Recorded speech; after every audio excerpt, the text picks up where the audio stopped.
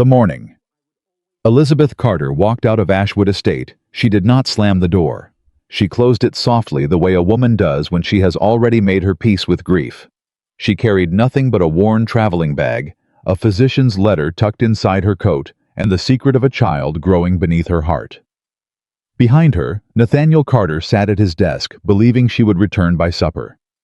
He was still sitting there when the candles burned down to nothing. If this story moved you, subscribe to our channel and follow every part until the end, and drop a comment telling us what city you're watching from. I want to see how far this story has traveled.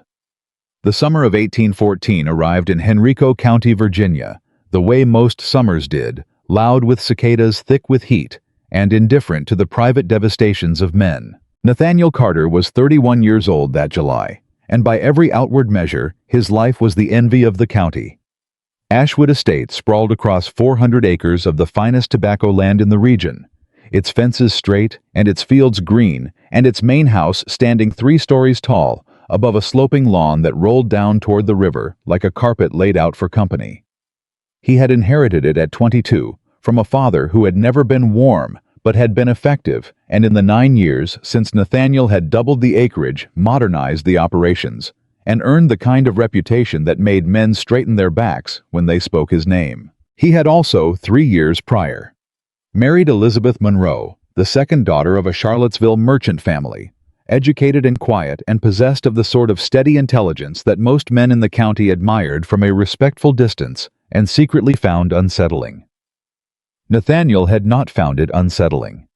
He had found it the most compelling thing he had ever encountered in another human being, and he had courted her with a sincerity that surprised even himself, a man not given to sentiment. They had been happy. He believed that then, and he would believe it still in the years that followed, when happiness had become a word that belonged to someone else's life. What he had not understood, what he would spend 7 years learning slowly and at great cost, was that happiness between 2 people is not a condition. It is a practice. And like any practice, it can be abandoned in a moment of weakness, and the abandoning can look from the outside like nothing at all.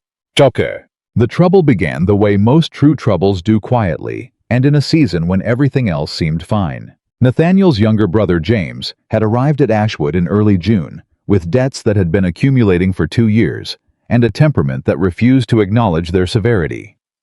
James was 26, charming in the way that men who have never been held accountable tend to be charming, and he had a talent for making his disasters sound like temporary inconveniences that any reasonable family would absorb without complaint. Nathaniel had absorbed them before.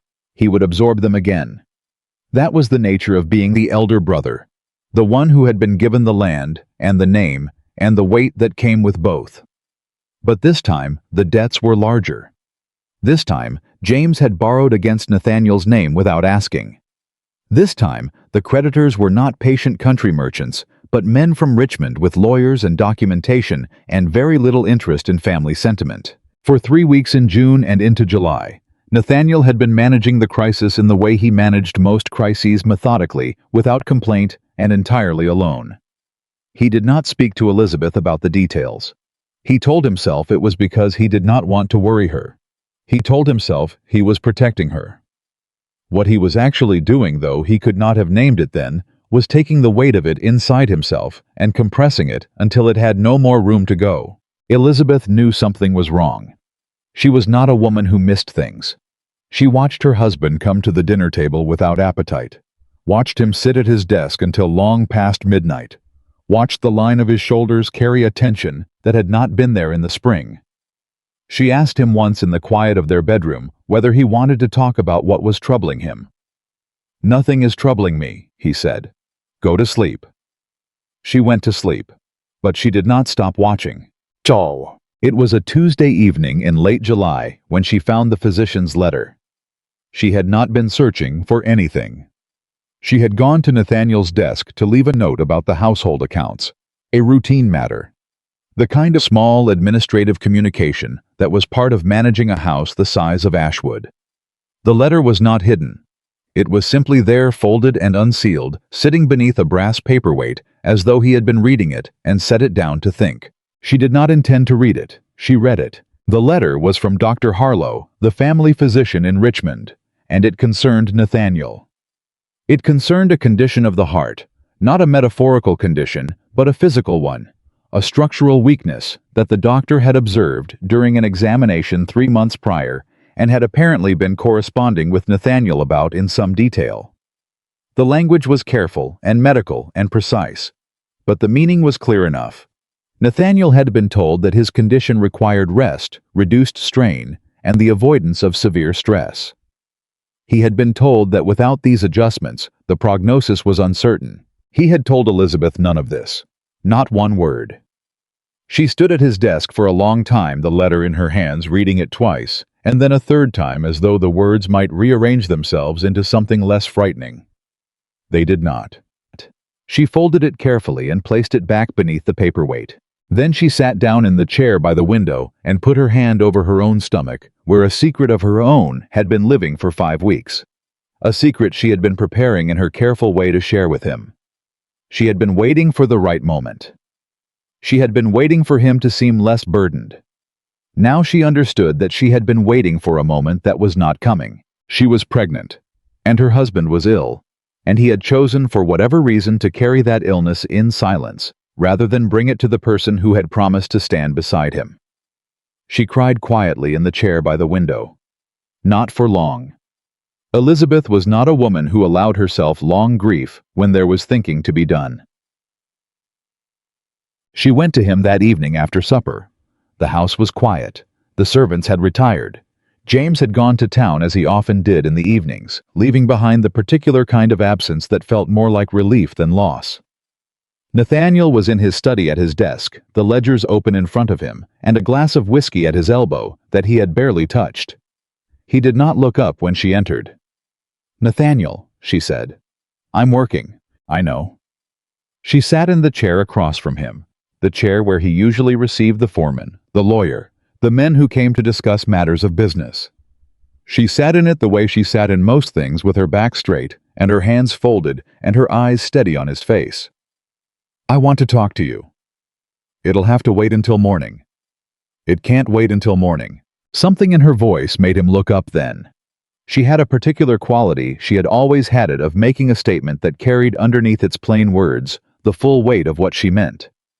He had loved that about her. In this moment it made something tighten in his chest. "What is it?" he said. She looked at him for a moment. Then she said, "I know about Dr. Harlow's letter." The silence that followed lasted perhaps 4 seconds. It felt considerably longer. "You read my correspondence," he said. "It was on your desk, unsealed. It was not meant for you." "No," she agreed. "It wasn't. But I read it all the same, and now I know, and I think we need to talk about it." He set down his pen. He did not look angry exactly.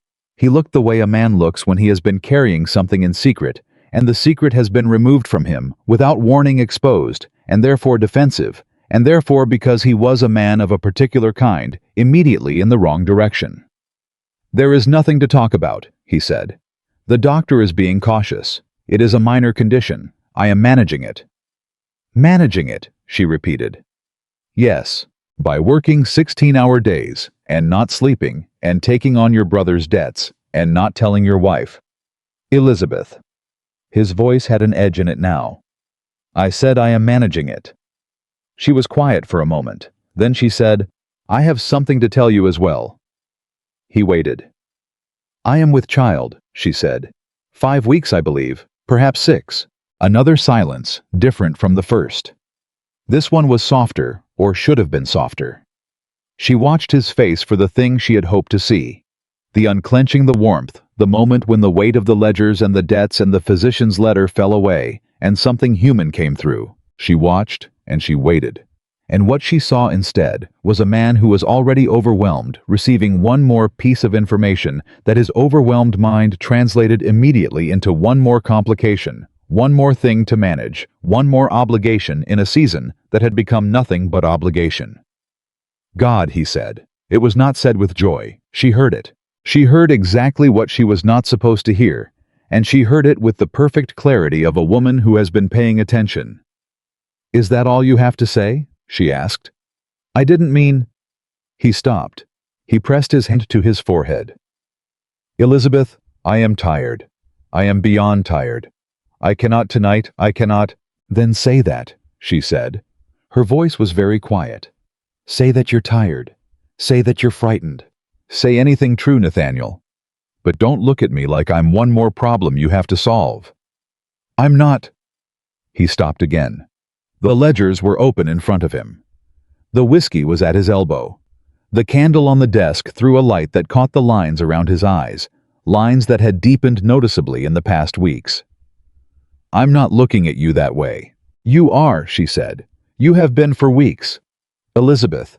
He said her name like a door being closed. I am tired of this. I am tired of all of it. Please, I am tired of looking at you right now and seeing more trouble I can't fix. Just please go. He said it.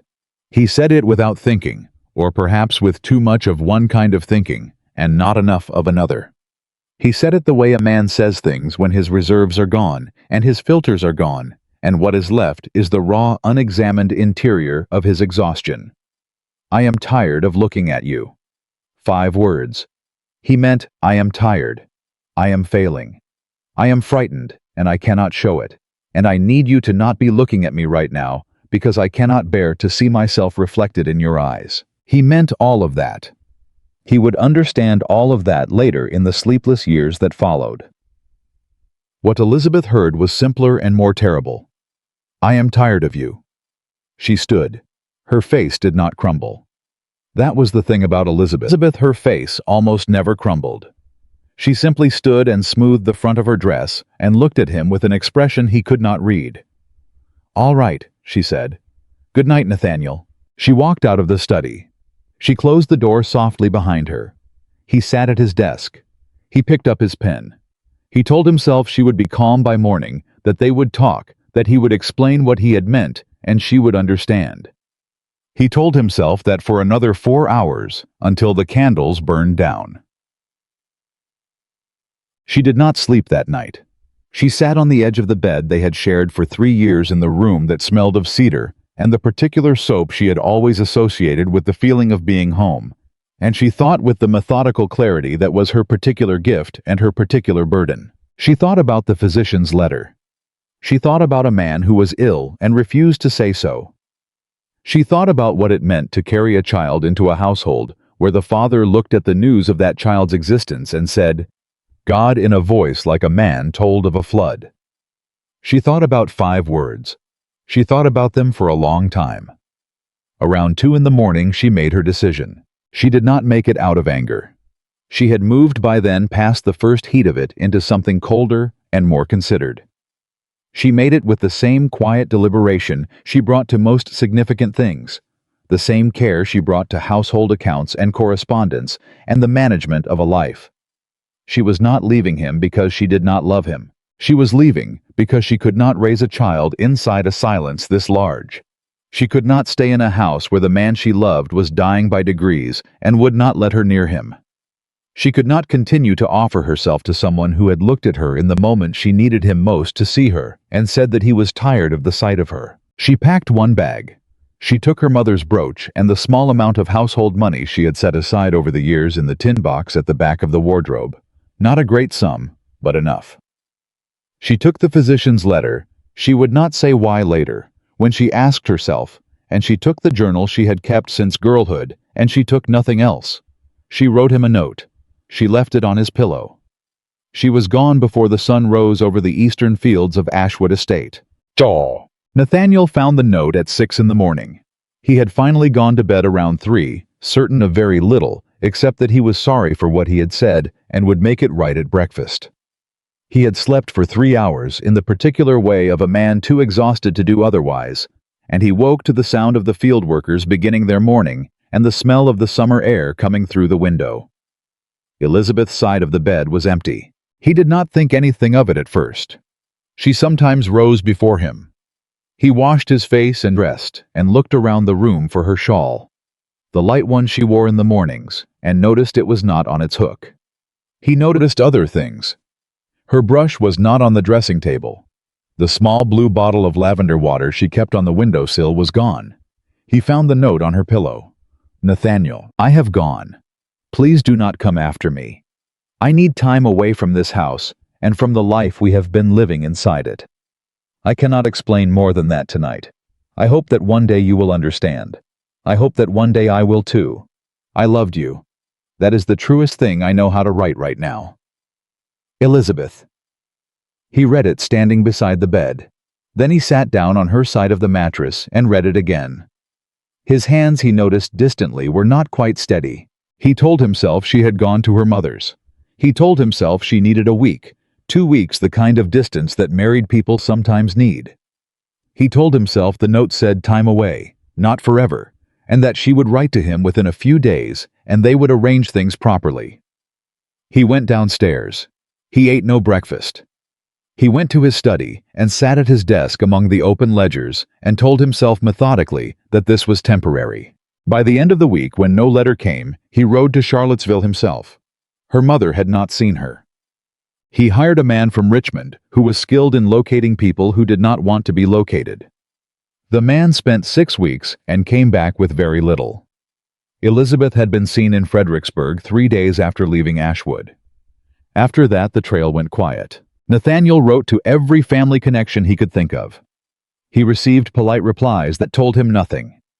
He wrote to her mother twice a month for a year. Her mother replied in brief, neutral notes that confirmed nothing except that his letters were being received. He rode himself hard that first year. He worked the estate with a focus that the foreman, a steady man named Briggs, who had been with the family for 12 years, recognized not as industry, but as the particular energy of a man trying to outrun something inside his own head. James came and went. At some point during that first winter, he stopped coming altogether, a mercy of sorts, since his presence had always required management that Nathaniel no longer had the capacity to provide. Nathaniel's heart condition, which Dr. Harlow had warned him about, did not kill him. In retrospect, he would sometimes think it was because the other kind of dying was keeping him too occupied. He did not remarry. Several families in the county made overtures of the indirect, socially careful kind, and he deflected them all with a politeness that made clear there was no point continuing. He was not a widower. He was not a bachelor. He was a man in a state that the social vocabulary of Henrico County, Virginia, in 1814 did not have a precise word for. How was a husband whose wife had walked out of a closed door and into an absence so total it had the texture of a death, except that death had the decency to be permanent, and he had not even been given that. It was Briggs who first suggested 3 years after Elizabeth had left that perhaps Nathaniel should consider that he might never know the full reasons why. They were walking the fence line on the eastern boundary of the property, checking for damage after a summer storm, and the foreman made the observation in the quiet sideways manner he used for things he knew his employer did not want to hear. Some folks leave, Briggs said, and they carry the reason with them, and no amount of searching finds what a person decides to keep. Nathaniel said nothing. Ain't saying give up, Briggs said. Just saying a man can't live permanent in the place between knowing and not knowing.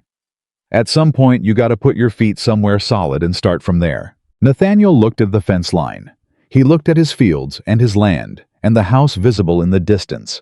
3 stories, and the roof he had repaired last autumn, and the window of the study where he had said 5 words that had changed the shape of his entire life. I said something to her, he told Briggs. The night she left. I said something I cannot take back. Briggs waited. I told her I was tired of looking at her. His voice was flat when he said it. I didn't mean I was exhausted. I was past the end of myself. But I said it, and she heard it. The foreman was quiet for a moment. Then he said, That's a hard thing to have said. Yes. And you can't explain it to her because you don't know where she is. No. Then, Briggs said with the directness of a man who has worked a farm long enough to know that most problems have a practical component. The question ain't what you said. The question is what you're going to do with the man you've been since. Nathaniel did not answer, but he did not forget the question. The years moved, the way years do, when a man is waiting without knowing what he is waiting for in increments that are only noticeable in retrospect. The tobacco prices rose and fell. The estate required the constant, detailed attention that land always requires, and Nathaniel gave it that attention with the discipline of a man who has learned to make purpose out of duty when he can no longer find it in feeling. He was fair to his workers. He was prompt with his obligations. He gave to the church and to the county relief fund and to the school that had been established in the next town over for children whose families could not otherwise afford education. How was respected? He was solitary. He was the kind of man that the county had filed away in the category of tragic but capable, which was, he supposed, as accurate and accounting as he deserved. He did not forget Elizabeth. He had long since stopped believing she would simply return. But he had not stopped in the private hours of the early morning or the long summer evenings when the house was quiet and the light came through the windows at the particular angle it always had, thinking about what he would say to her if he were ever given the chance to say it. He had composed that conversation 1,000 times. It changed with every year that passed, became less about defense and more about understanding, less about his intentions and more about her experience of them.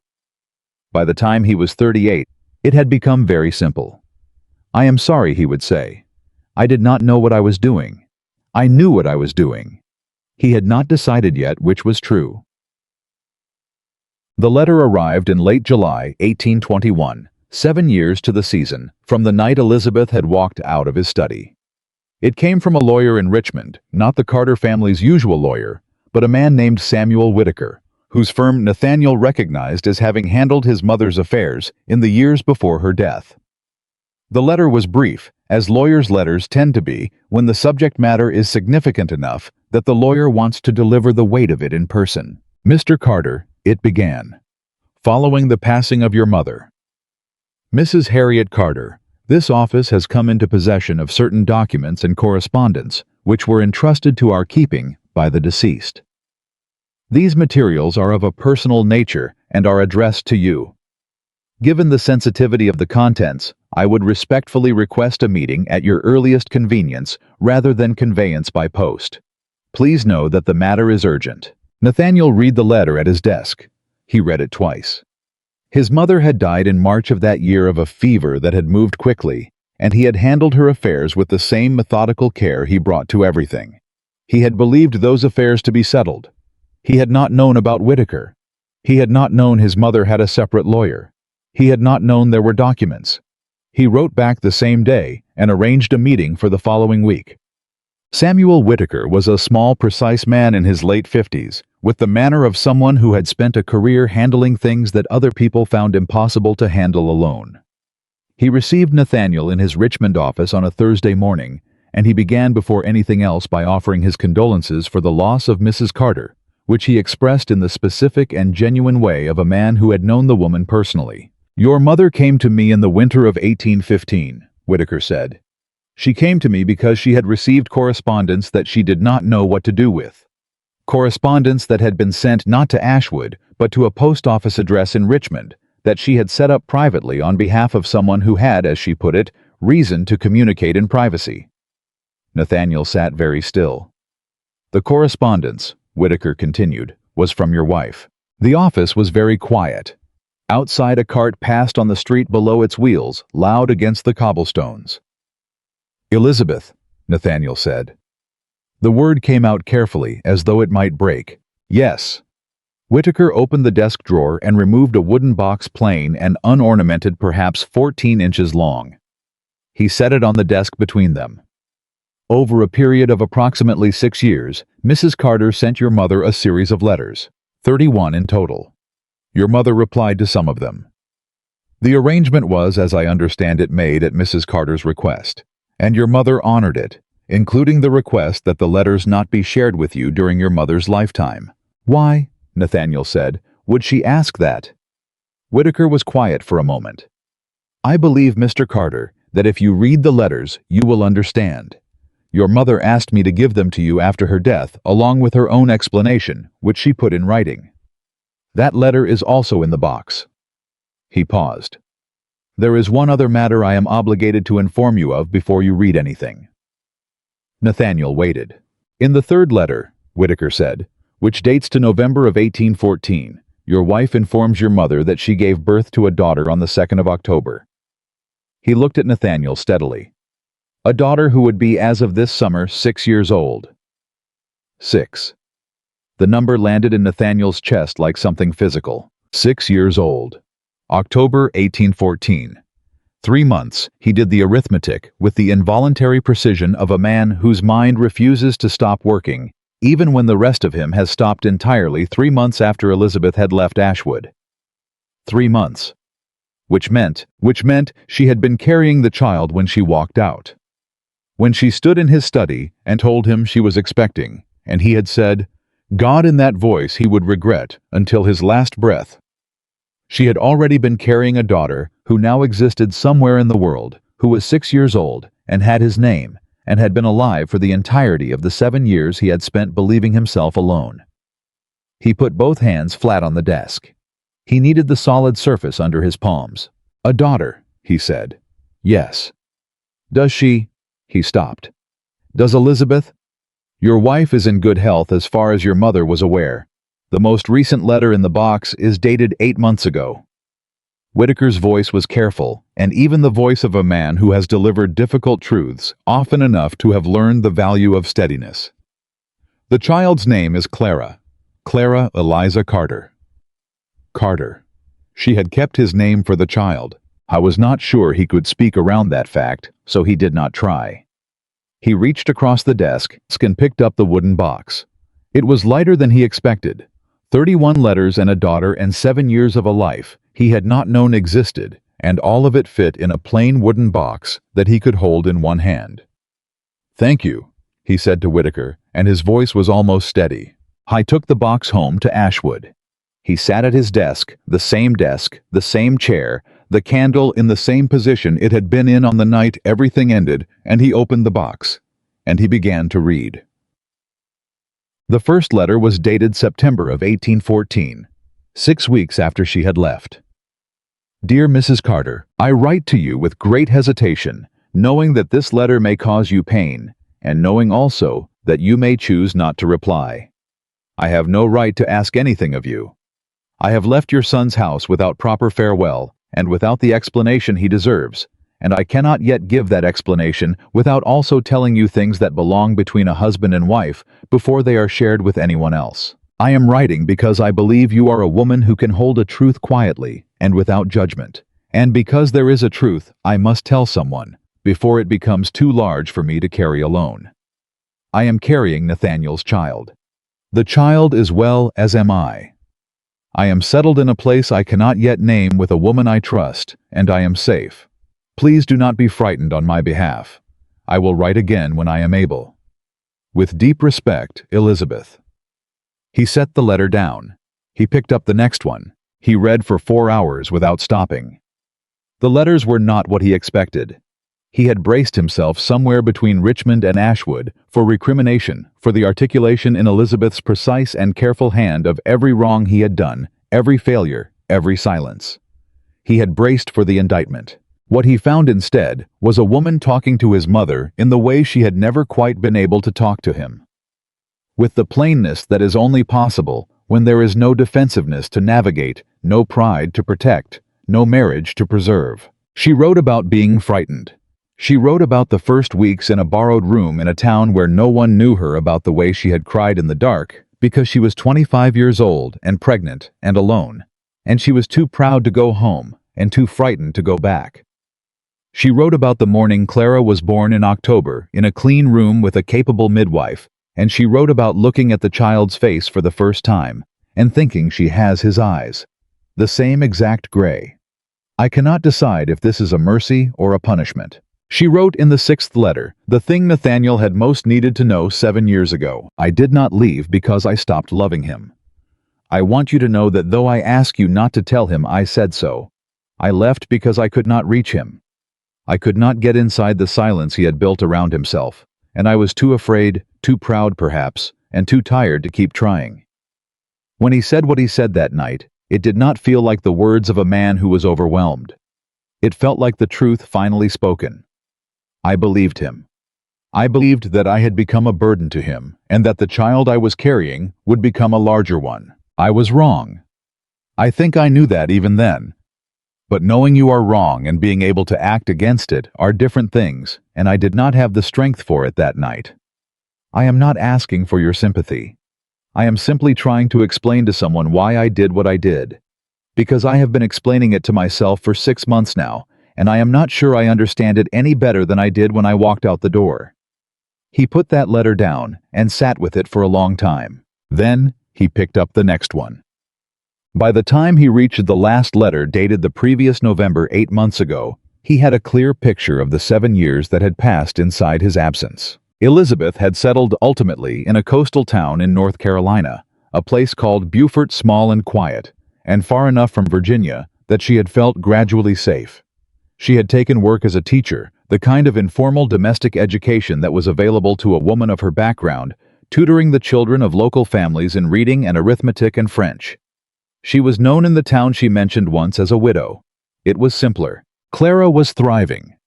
Elizabeth wrote about her with the particular restrained warmth of a woman who loves without sentimentality.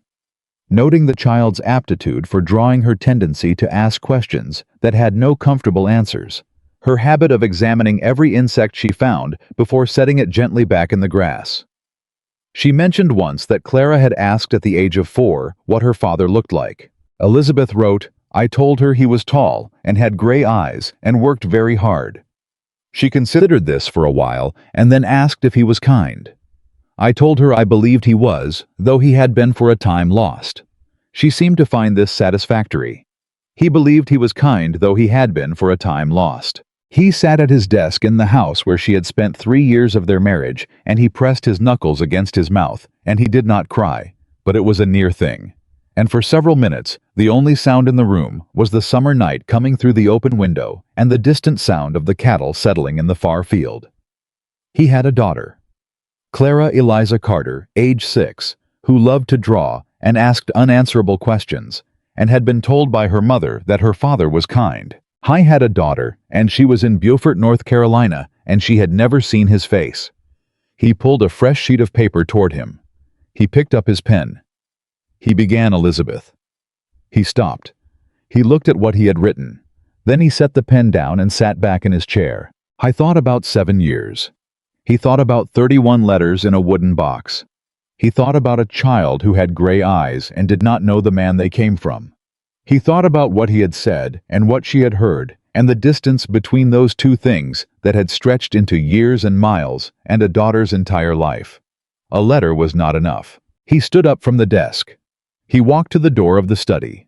He stood in the doorway of the room where everything had ended, looking at the empty house around him. The good furniture and the high ceilings, and the 400 acres of well-managed land that added up, he understood now with perfect clarity, to precisely nothing. Then he went upstairs to pack a traveling bag. He would ride to Beaufort. He would ride, and he would find them, and he would stand before Elizabeth Carter, and he would not say a single word in defense of himself, because there was no defense to offer. He would only ask for the chance to be the man she had told their daughter he was capable of being. He rode south with one bag and no plan beyond the next relay station. That was not like him. Nathaniel Carter had not done an unplanned thing in 7 years. Everything since that July morning, when he had found the note on Elizabeth's pillow, had been deliberate, measured, executed, with the precision of a man who had decided that control was the only substitute for the thing he had lost. He controlled the estate. He controlled the accounts.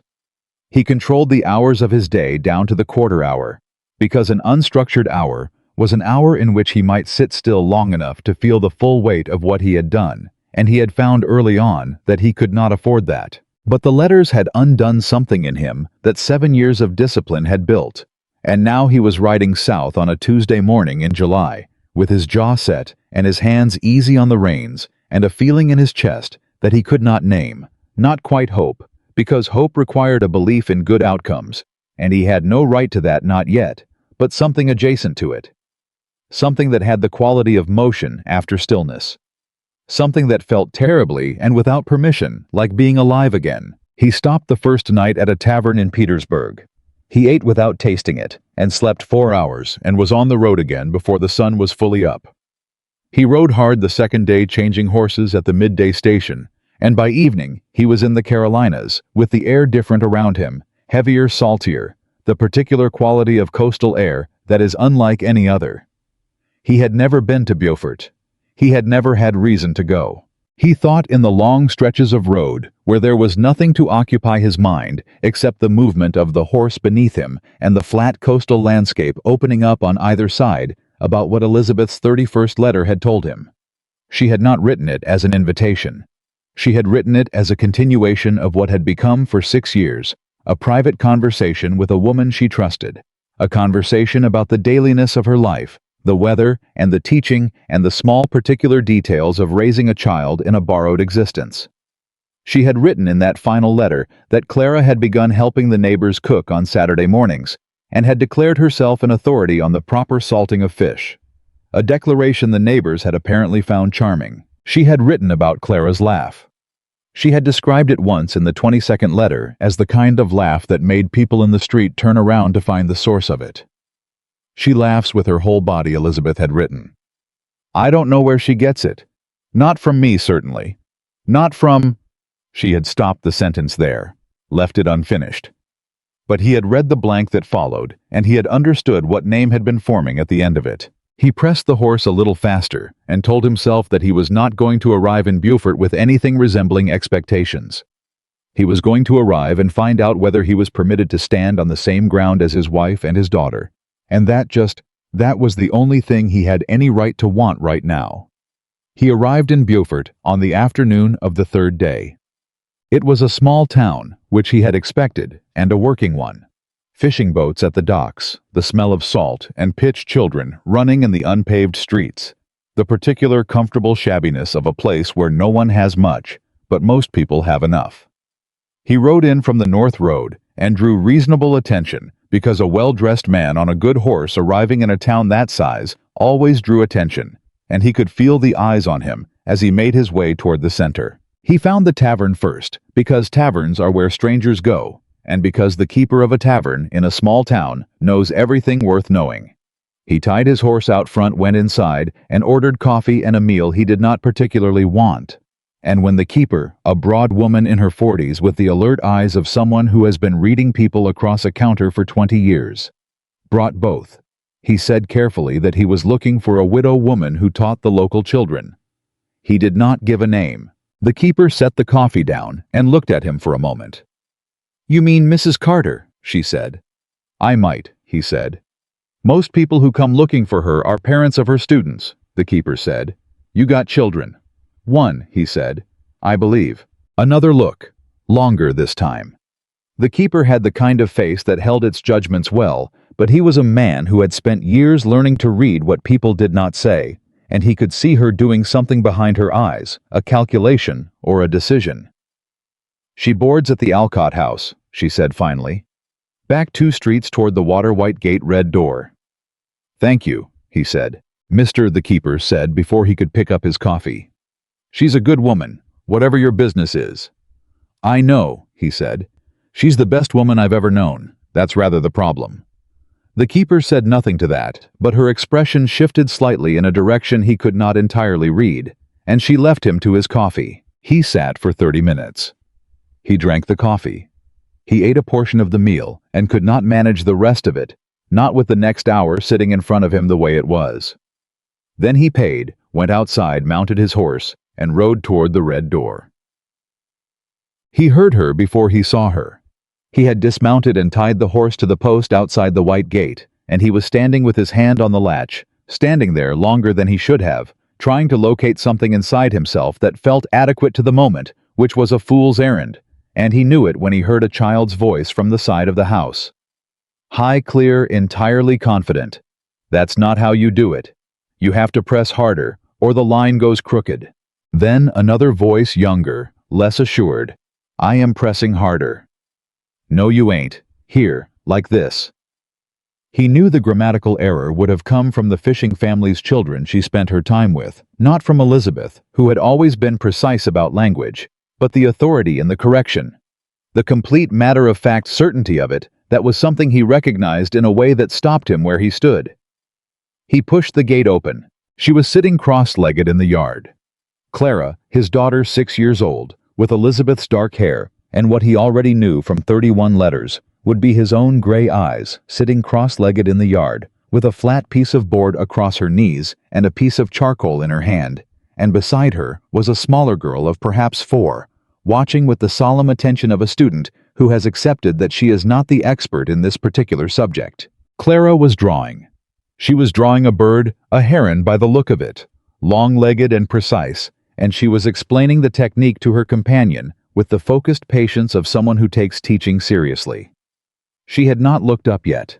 He stood at the gate with his hand still on the latch and looked at his daughter for the first time, and what he felt was not the sharp cinematic grief he might have expected, but something quieter and more devastating, the particular pain of recognizing someone, of seeing a person for the first time and knowing without being told that you have been shaped by the same invisible hand, that this child is assembled partly from the same material you are assembled from, and that you have been absent for every single day of her 6-year existence. "She's going to look up in about 4 seconds," said Elizabeth's voice behind him.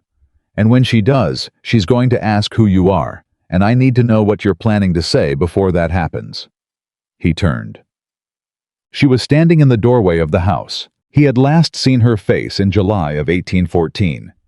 He had spent 7 years attempting to hold its precise details in his memory. The set of her eyes, the particular line of her mouth, the way she held herself when she was thinking, which was not quite the way other people held themselves. Slightly stiller, slightly more deliberate. And he had found that memory was an imprecise instrument, that it softened and blurred at the edges, and that he had been carrying for 7 years an approximation. She was 29 now. There were things in her face that had not been there at 22, not age exactly, but weight. The weight of a life lived without the cushioning that money and position provide. The weight of decisions made alone and stood by alone. She was thinner than he remembered. She was wearing a plain dress that was clean and well kept, but clearly not new, and her hair was pinned back simply, and she was looking at him with an expression that he could not immediately categorize, because it was not any single thing, not anger, not welcome, not surprise. Though he knew his arrival must be a surprise. She had not known he was coming. He had not written first. He understood now with a clarity that should perhaps have arrived earlier, that showing up without warning was either the most honest thing he could have done or the most presumptuous, and he was not yet sure which. "Elizabeth," he said.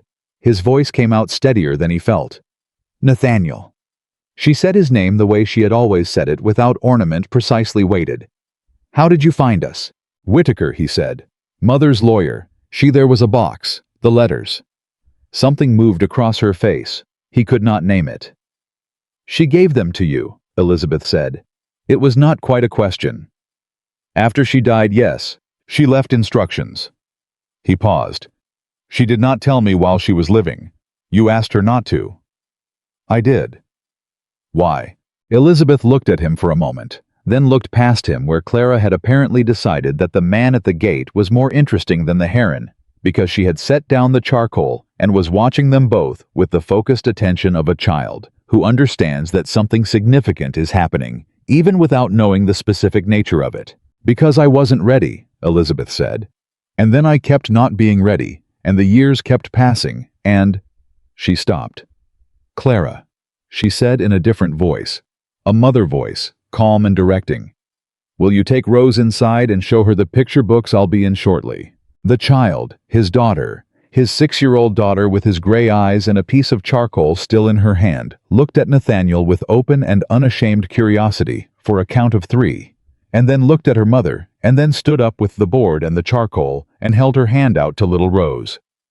"Come on," she said to the younger girl in the same matter-of-fact tone she'd used about the heron. "We can look at the one with the maps." They went inside. The door did not close completely. Elizabeth came down from the doorway and stopped 3 feet from him, which was close enough for conversation, and not close enough for anything else. And she looked at him in the direct way she had always had, the way that had always made him feel simultaneously that he was being seen clearly, and that he could not quite keep up with the speed of her perception. "You came alone," she said. "Yes." "No lawyer, no letter first." "No. Why?" "Because a letter wasn't adequate," he said. "Because I have been writing that letter in my head for 7 years, and every version of it is wrong. Because I needed to—" He stopped. "Because I needed you to be able to look at my face when I say what I have to say." She waited. "I am sorry," he said. "That is all the beginning I have. I am sorry for what I said.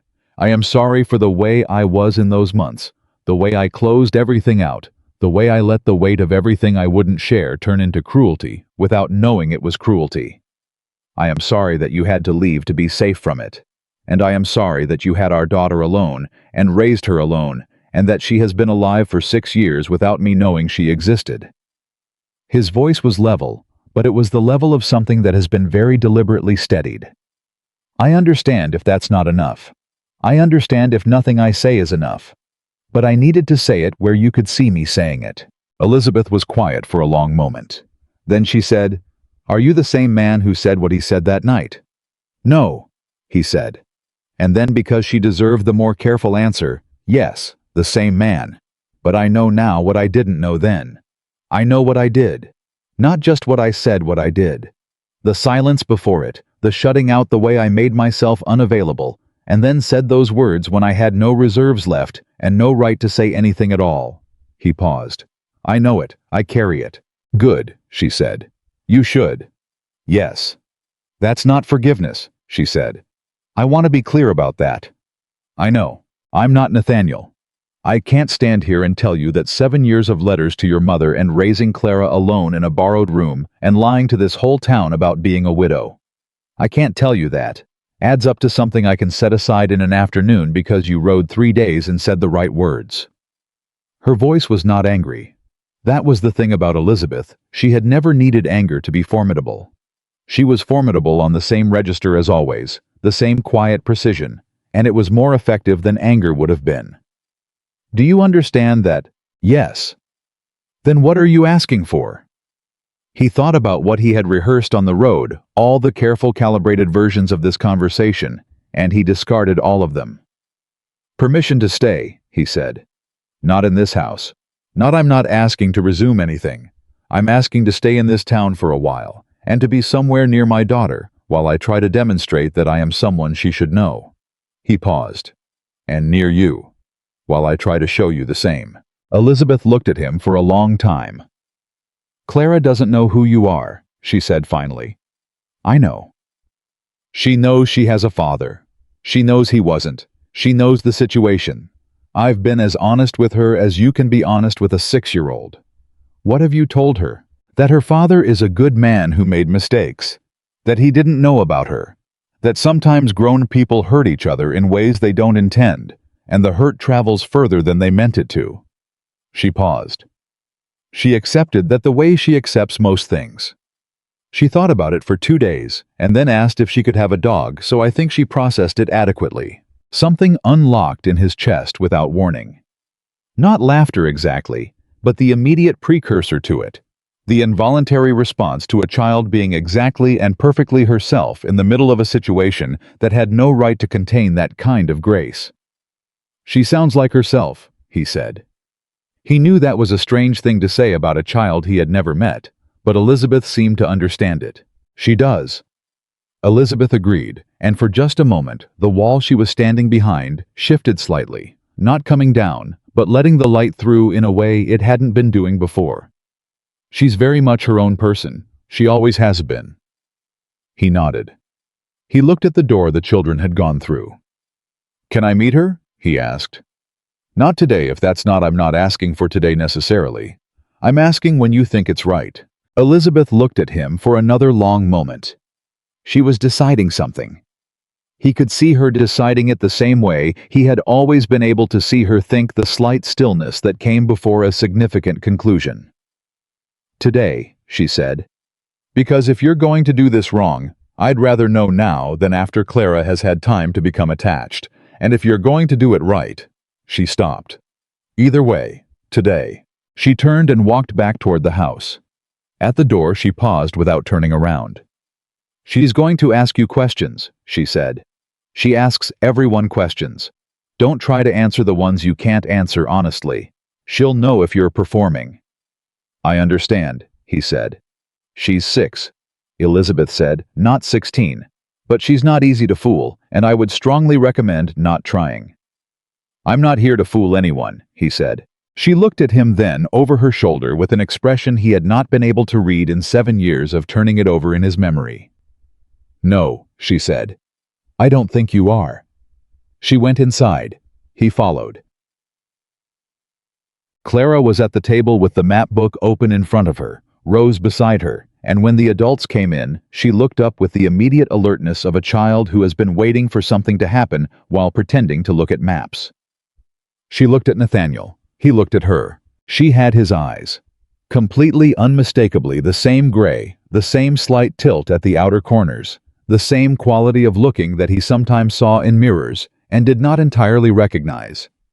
Everything else was her mother, or herself, or some combination of the two that had nothing to do with him at all. The dark hair, the set of her chin, the posture that was somehow both settled and ready, like a bird that has landed and is already calculating the angle of the next flight. She said with the directness of a child who has decided on her question already, "Are you my father?" He went very still. He had not expected it to be the first thing out of her mouth, and he should have, because Elizabeth had warned him, and because every letter that mentioned Clara described a child who went directly at things.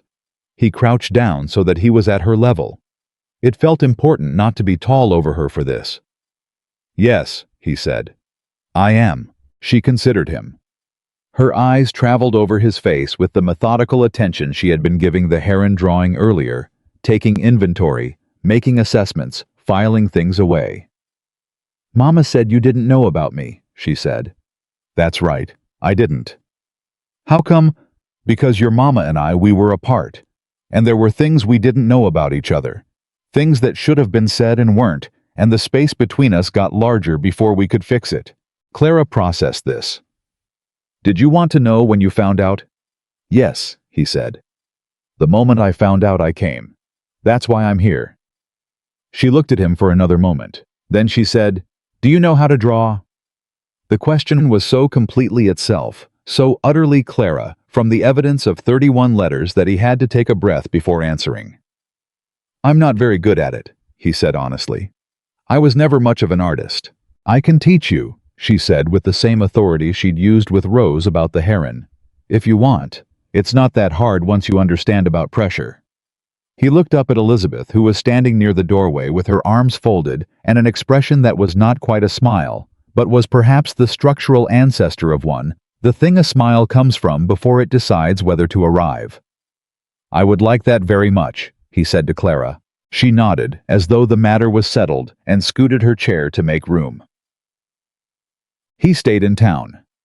He found a room at the tavern. The keeper, whose name was Mrs. Holloway, gave him a look when he came back without his horse, and asked about a weekly rate, but she gave him the room without excessive comment, which he appreciated.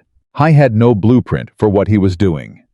He had managed estates and accounts and legal disputes and the particular social machinery of a Virginia county for 15 years, and none of that was any preparation for this, for the project of making himself known to two people who had every reason not to trust him in a town where he was a stranger, with no authority of any kind to call on and nothing to offer, except the fact of his presence and the intention behind it. He showed up the next morning at Elizabeth's gate at 9 o'clock because she had said briefly and without elaboration that 9 o'clock was when the teaching was done and Clara was free, and he interpreted this as an indication that he might come at 9 o'clock without it being unwelcome. He was not entirely sure of that interpretation, but he came anyway because the alternative was sitting in his tavern room, and that was not demonstrating anything to anyone. Clara was at the gate when he arrived, the charcoal board already in her hands. "I thought you'd come earlier," she said. "I didn't want to be presumptuous," he said. She looked at him. "What does that mean?" "It means I didn't want to arrive before I was wanted." "Mama said 9, she said, as though this resolved the matter completely, which in her view it apparently did. "So 9 is when you're wanted. Come on." He came on. They sat in the yard. The same spot she'd been sitting in when he'd first heard her voice from the other side of the gate, and she taught him about pressure and line and the way a charcoal stroke changed character, depending on the angle of the wrist. He was, as he had told her, not much of an artist, but he was a good student when the subject interested him, and he found that it did. Or rather, he found that watching her teach interested him, The way her certainty settled when she was explaining something, she understood the way she adjusted her approach, without frustration. When he did something wrong, simply tried again with a different instruction. Elizabeth watched from the doorway for the first 15 minutes. Then she went inside.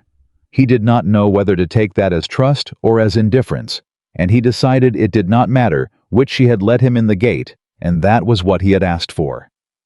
On the third day, Clara asked him why he had said what he said to her mama. He had been expecting the question. He had been expecting it since the first afternoon, actually, because a child who goes directly at things does not stay long on surface matters.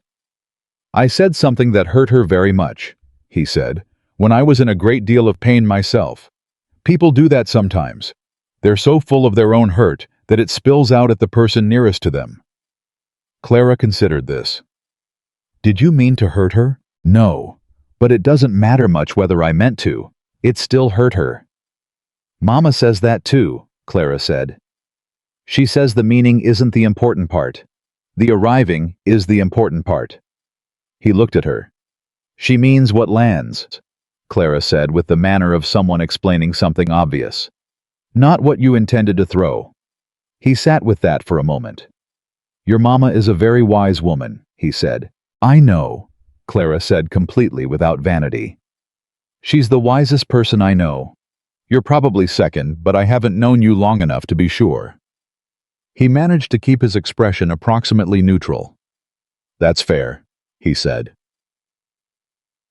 On the fourth day, Elizabeth came out of the house and sat with them. She brought her mending a practical choice that gave her hands something to do and her eyes somewhere to go, besides directly at him, which he understood and did not comment on. She sat on the other side of Clara and began working at a seam that needed restitching, and for 20 minutes nobody said much of anything, just the three of them in the yard, with the summer morning doing what summer mornings do. Then Clara held up her drawing a passable horse that Nathaniel had attempted with her guidance and said to Elizabeth, "Look what he did. I had to fix the legs twice, but the body is mostly right." Elizabeth looked at it.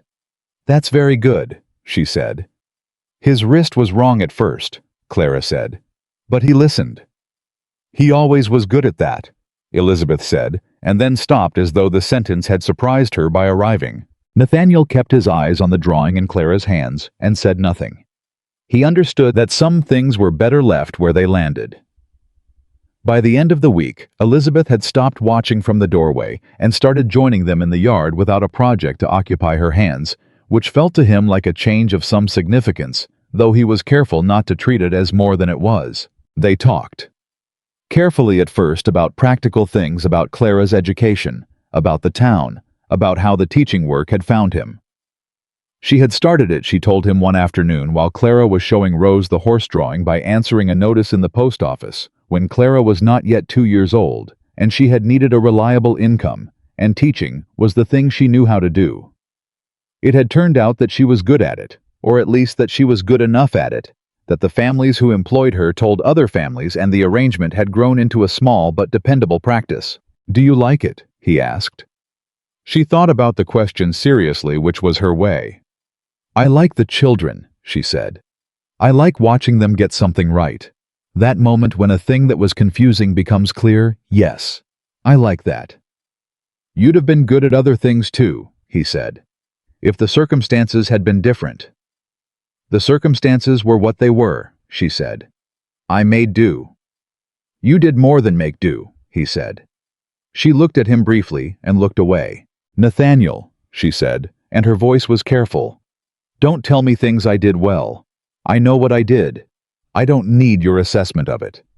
He took the correction. "You're right. I'm sorry." She was quiet for a moment. Then she said, "You've been apologizing a great deal this week." "I have a great deal to apologize for." "Yes," she said. "But constant apology starts to sound like absolution seeking after a while, like you're apologizing in order to be forgiven rather than because the thing warrants it." He thought about that.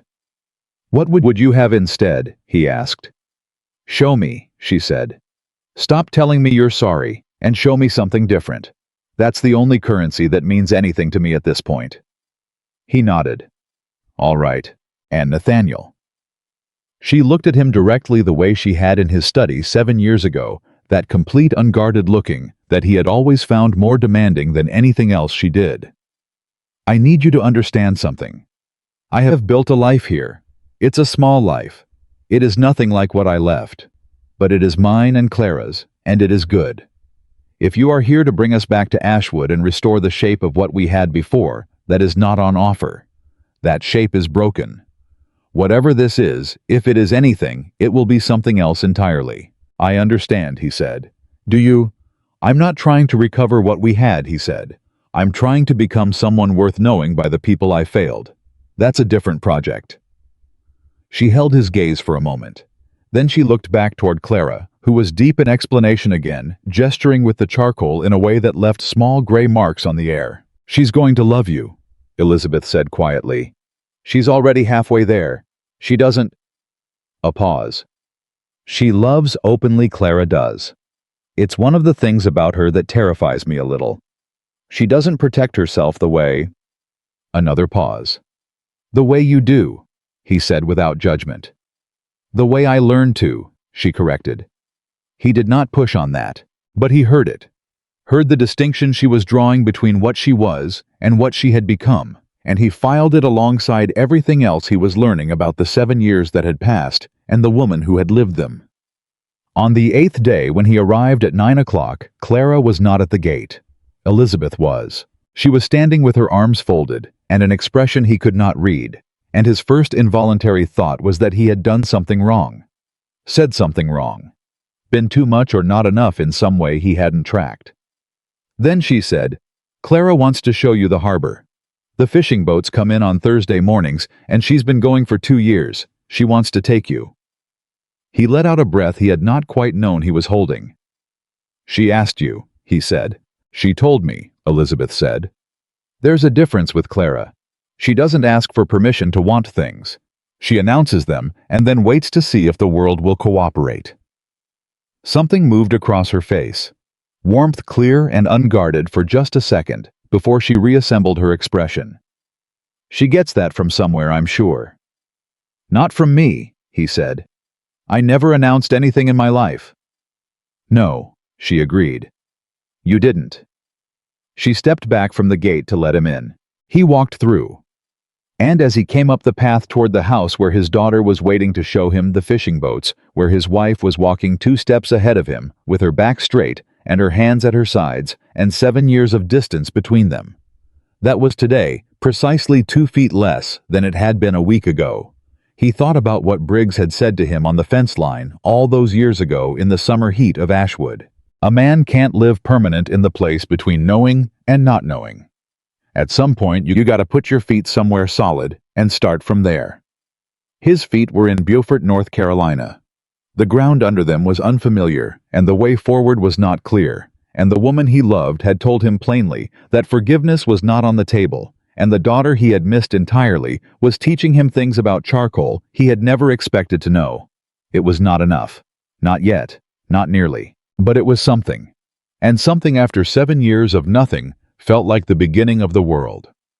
The fishing boats came in at 7 in the morning, and Clara knew every captain by name. She walked Nathaniel down to the harbor with the authority of a child who has claimed a territory through consistent presence, greeting the men on the docks with the comfortable familiarity of someone who has been showing up long enough that her arrival is expected. The fishermen called her Miss Clara and showed her their catch without being asked, because she had apparently made it known over 2 years of Thursday mornings that she had opinions about fish and was not shy about sharing them. Nathaniel walked beside her and watched her work the docks and felt simultaneously the specific grief of having missed 2 years of Thursday mornings and the specific, almost unbearable gratitude of being here for this one. That one's a red drum, Clara told him, pointing at a large fish one of the men was lifting from a crate. They're good eating, but you have to know how to clean them, or the flesh gets bitter. Mr. Aldous showed me. You know how to clean a fish, Nathaniel said. I know the theory, she said with the precision of someone who draws an honest line between knowledge and application. I haven't done it myself because Mama says I have to be taller first, for the angle. That's reasonable. I think I'm tall enough already, she said. But Mama has a specific idea about taller. He bit the inside of his cheek to keep from smiling, and failed partially. What's funny? She said, looking at him with the direct gray gaze that was his own gray gaze turned back at him, which he was still not entirely accustomed to. Nothing, he said. Your mama has a specific idea about most things. I remember that about her. Clara considered this. Is that why you two didn't stay together? The question hit him, the way her questions tended to hit squarely without warning, with the particular force of something asked by someone who genuinely wants to know and has not yet learned to dress the question in social cushioning. Partly, he said, and partly because I wasn't very good at listening to her specific ideas. I thought I knew better, and I was wrong. Clara looked at the fish again. Did you tell her that? Yes. What did she say? She said showing her was more important than telling her. Clara nodded slowly with the manner of someone receiving information that confirms something they already suspected. That sounds right, she said. That's what she tells me too when I say sorry about something. She says sorry is just a word. What matters is the next thing you do. He looked down at his daughter, this 6-year-old person, who was assembled partly from him and mostly from herself. And he thought that Elizabeth had done something extraordinary in this small coastal town, with no help and no cushion, and a borrowed room and a tin of household money. And the word for what she had done was not simply survival.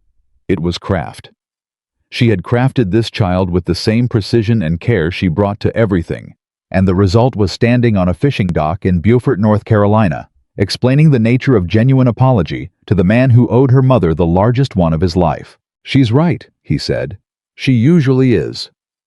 I know, Clara said, and moved on to the next boat. The second week in Beaufort, James Carter arrived. Nathaniel did not know he was coming. He had no reason to expect him. He had told no one at Ashwood where he was going, beyond leaving word with Briggs that he would be absent for an indefinite period, and that the estate should continue its operations under Briggs's management, which Briggs had accepted with the quiet competence that made him invaluable. He had not written to James.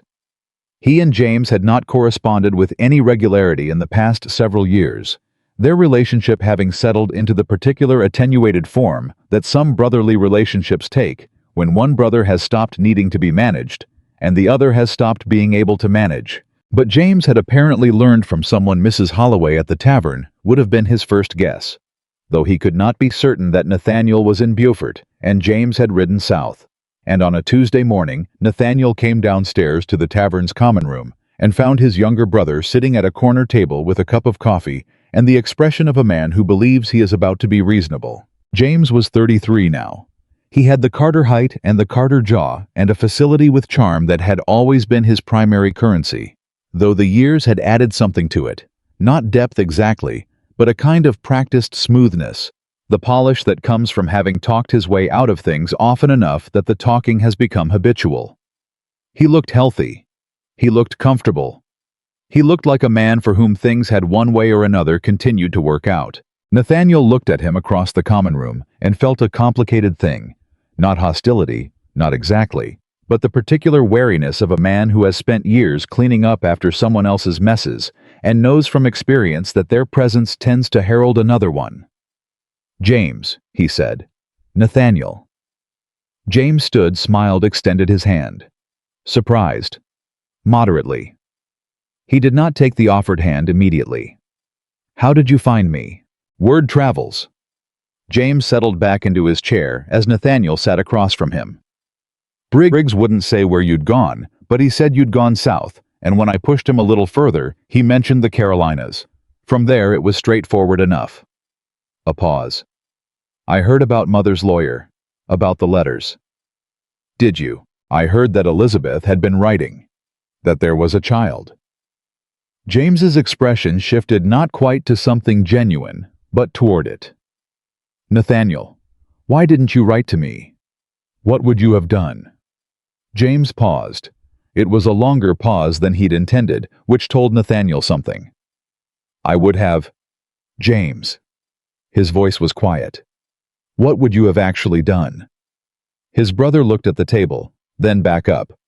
I would have come. To do what? To help. You've never helped with anything that cost you, Nathaniel said without heat. I don't say that to wound you, it's just the true shape of things. James's jaw tightened. That's not fair. Perhaps not entirely, but it's fair enough. He looked at his brother steadily. Why are you here, actually? Another pause.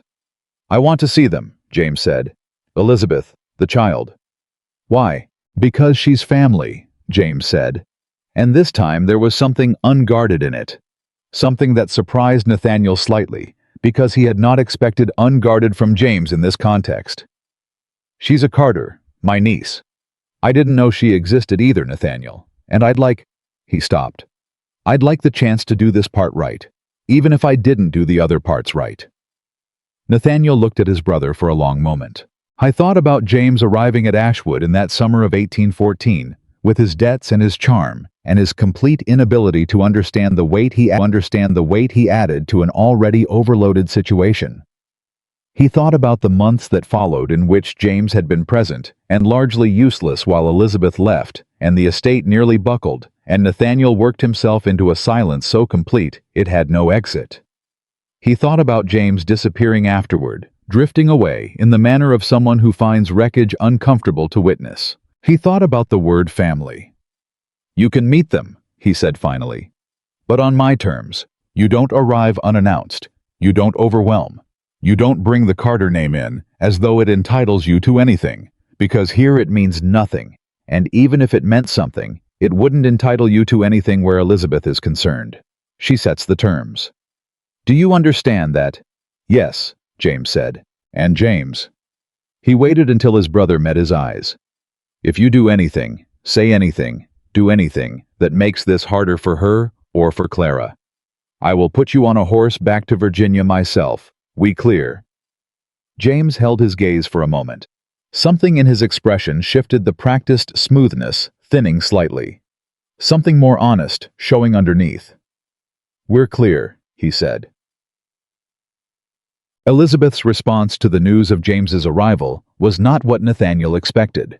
He had gone to the Alcott house that afternoon and told her directly without preface, because he had learned in the past 2 weeks that Elizabeth received information best when it arrived without decorative packaging.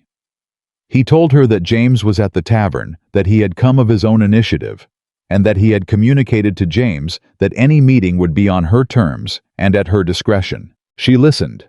When he finished, she was quiet for a moment. Then she said, "Did he know about Clara before he came?" He said he'd only just learned. Did you believe him? He considered it honestly. Yes, he said. James has many faults. Deliberate cruelty toward children is not among them. No, she agreed.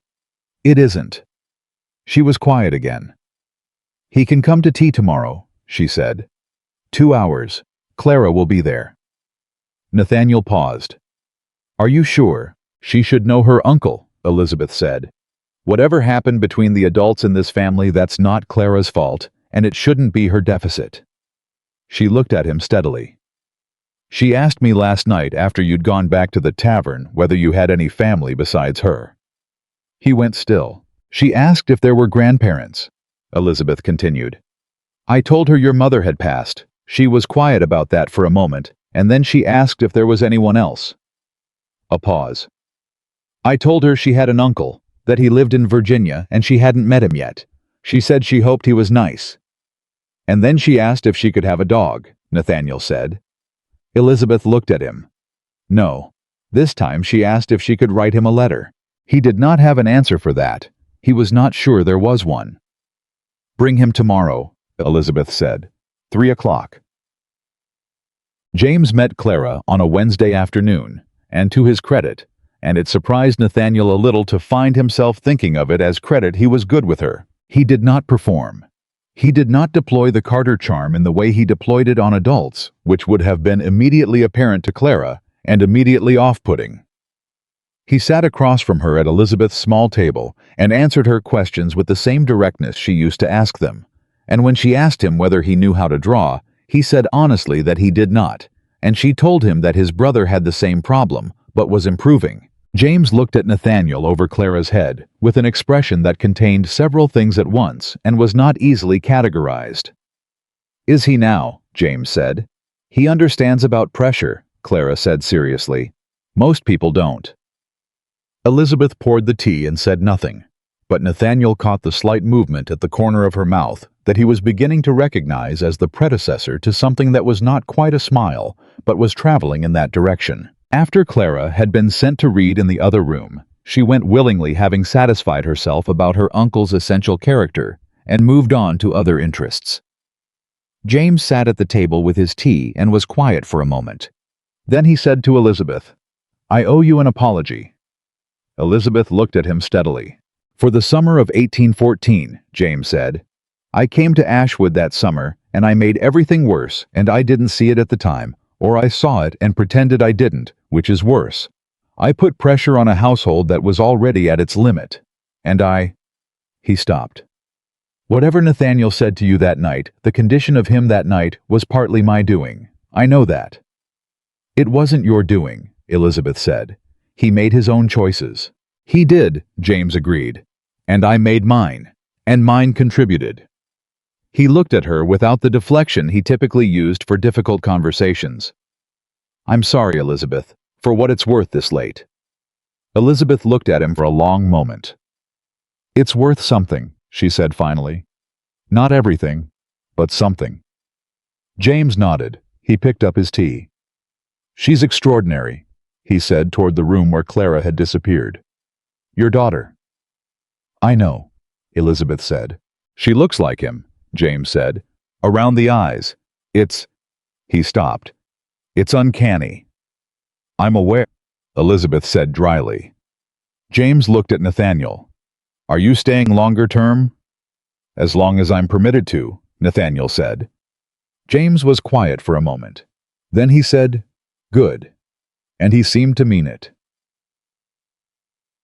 The crisis came on the third week, and it came from the direction Nathaniel had least expected. He had been at the harbor with Clara on a Thursday morning. Their second Thursday. Their routine already establishing itself with the comfortable inevitability of things that fit.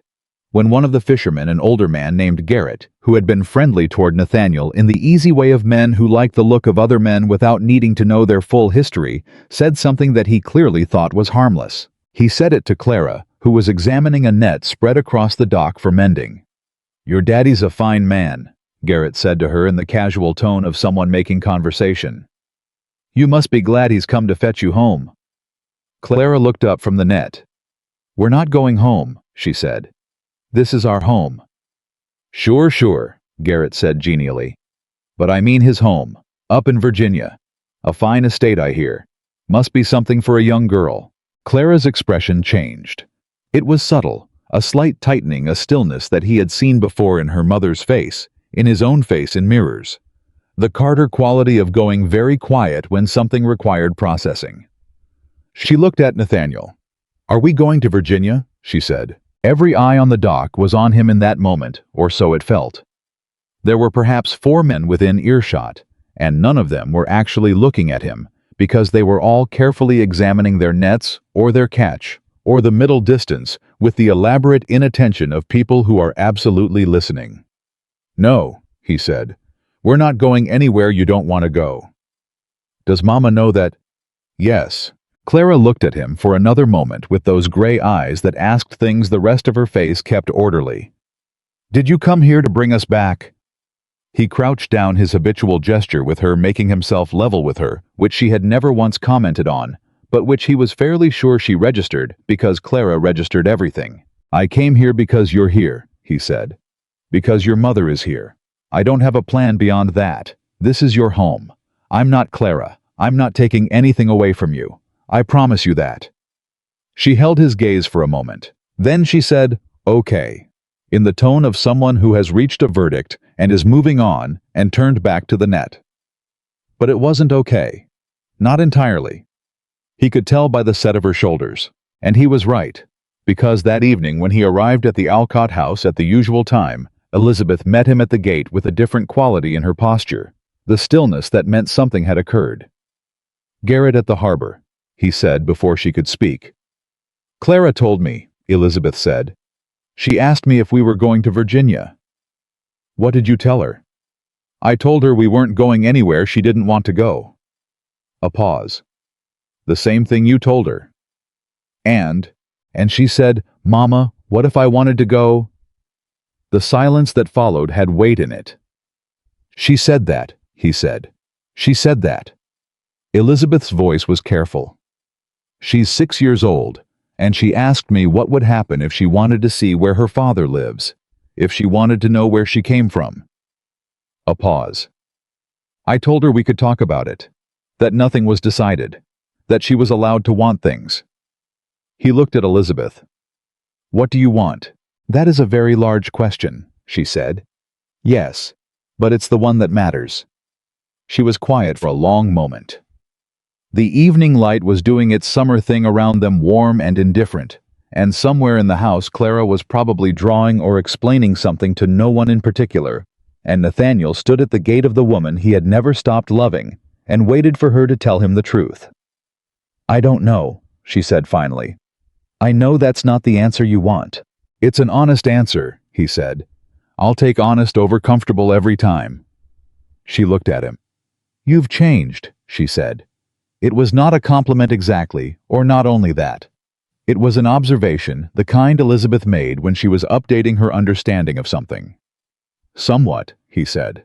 You wouldn't have said that 7 years ago. You wouldn't have said you'd take honest over comfortable. You said the honest thing sometimes, but you didn't invite it. You didn't create space for it. No, he agreed. I didn't. What changed? He thought about it.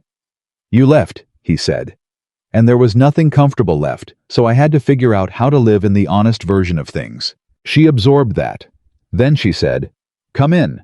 Clara wants to show you something she drew. He came in. Clara had drawn the harbor. She had drawn it with the careful observational accuracy she brought to everything, the shapes of the boats, the angles of the dock, the figures of the fishermen at their work, and she had put 2 figures in the foreground that were clearly not the fishermen. One was small, one was taller. She held it out to him without comment. He looked at it for a long moment. That's us, he said. Thursday morning, she confirmed. I drew it from memory.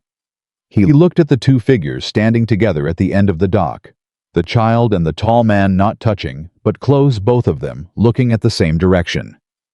Can I keep it? He said. She considered this. It's my best one so far, she said. So I'm going to need it back eventually, but you can borrow it. Fair enough, he said. He folded it carefully and put it in his coat pocket, and Clara watched him do it with a satisfaction that she didn't bother to conceal, because concealing things was apparently not a skill she had seen the need to develop. Elizabeth from across the room watched all of this and said nothing. The letter arrived on a Friday.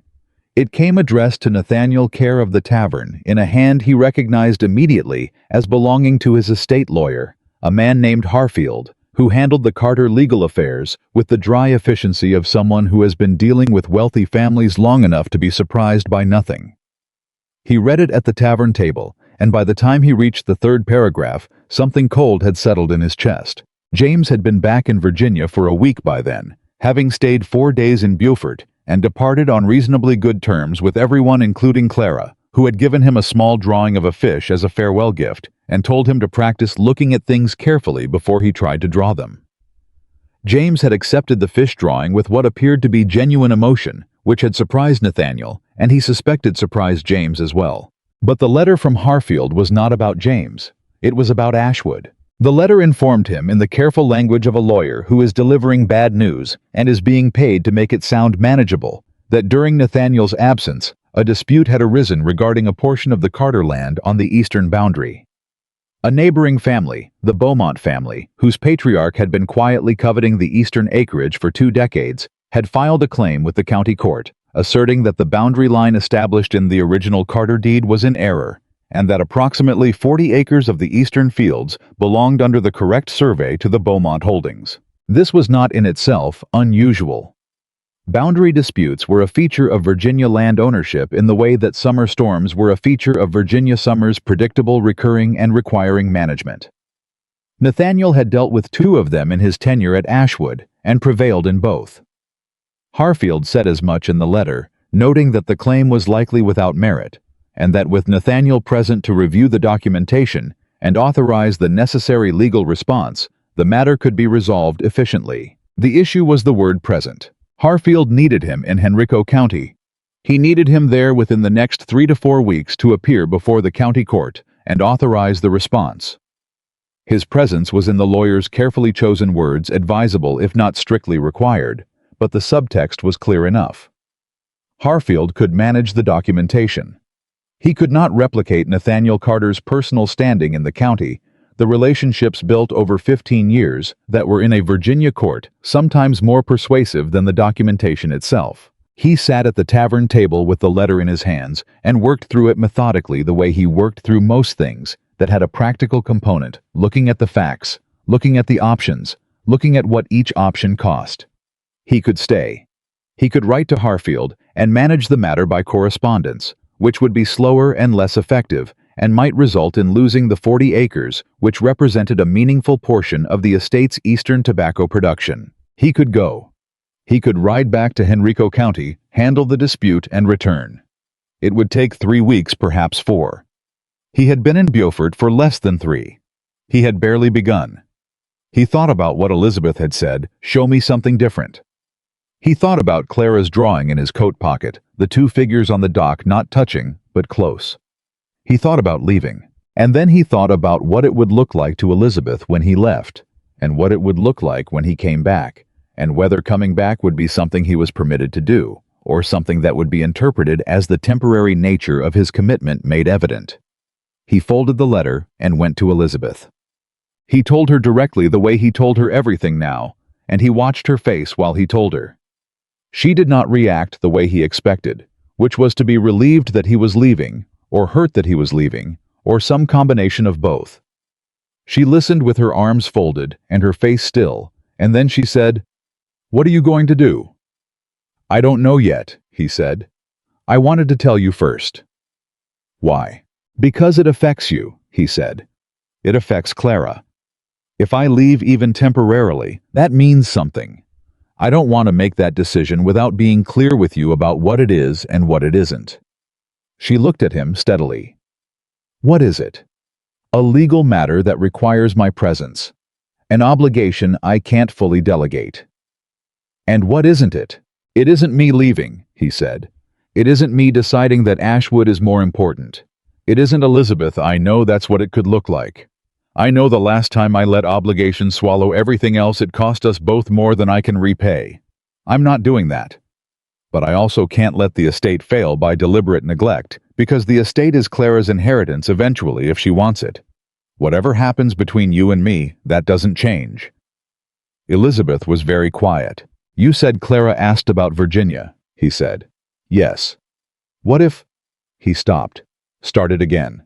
"What if I went back, handled the matter, and then wrote to you with a proper invitation? Not a demand, not an assumption. An invitation for you and Clara to come to Ashwood if you chose to see it, to make your own assessment of whether it's somewhere you'd ever want to be." Elizabeth looked at him. "I'm not proposing that we restore anything," he said. "I'm proposing that Clara be given the choice, that you be given the choice, with full information, not from a distance, but standing on the actual ground." "And if I say no," Elizabeth said, "if I see it and say no, this is not a life I want, what happens then?" "Then I sell it," he said. She blinked. It was the first time he had genuinely surprised her since he'd arrived in Beaufort, and he knew it, and he felt the significance of it. "You'd sell Ashwood," she said. "If that's what it takes for me to be where you and Clara are, yes," he said. "It's land. It's a good property, and I've cared for it well, and I am not indifferent to it. But it is not Elizabeth. It is not worth more to me than this. Nothing is worth more to me than this." She looked at him for a long, long moment. "You wouldn't have said that 7 years ago either," she said. "No," he said. "I wouldn't have." The silence stretched between them, and in it, something happened that had not happened in the 21 days since he'd arrived in Beaufort with his traveling bag and his 31 letters and his willingness to be on whatever terms she offered.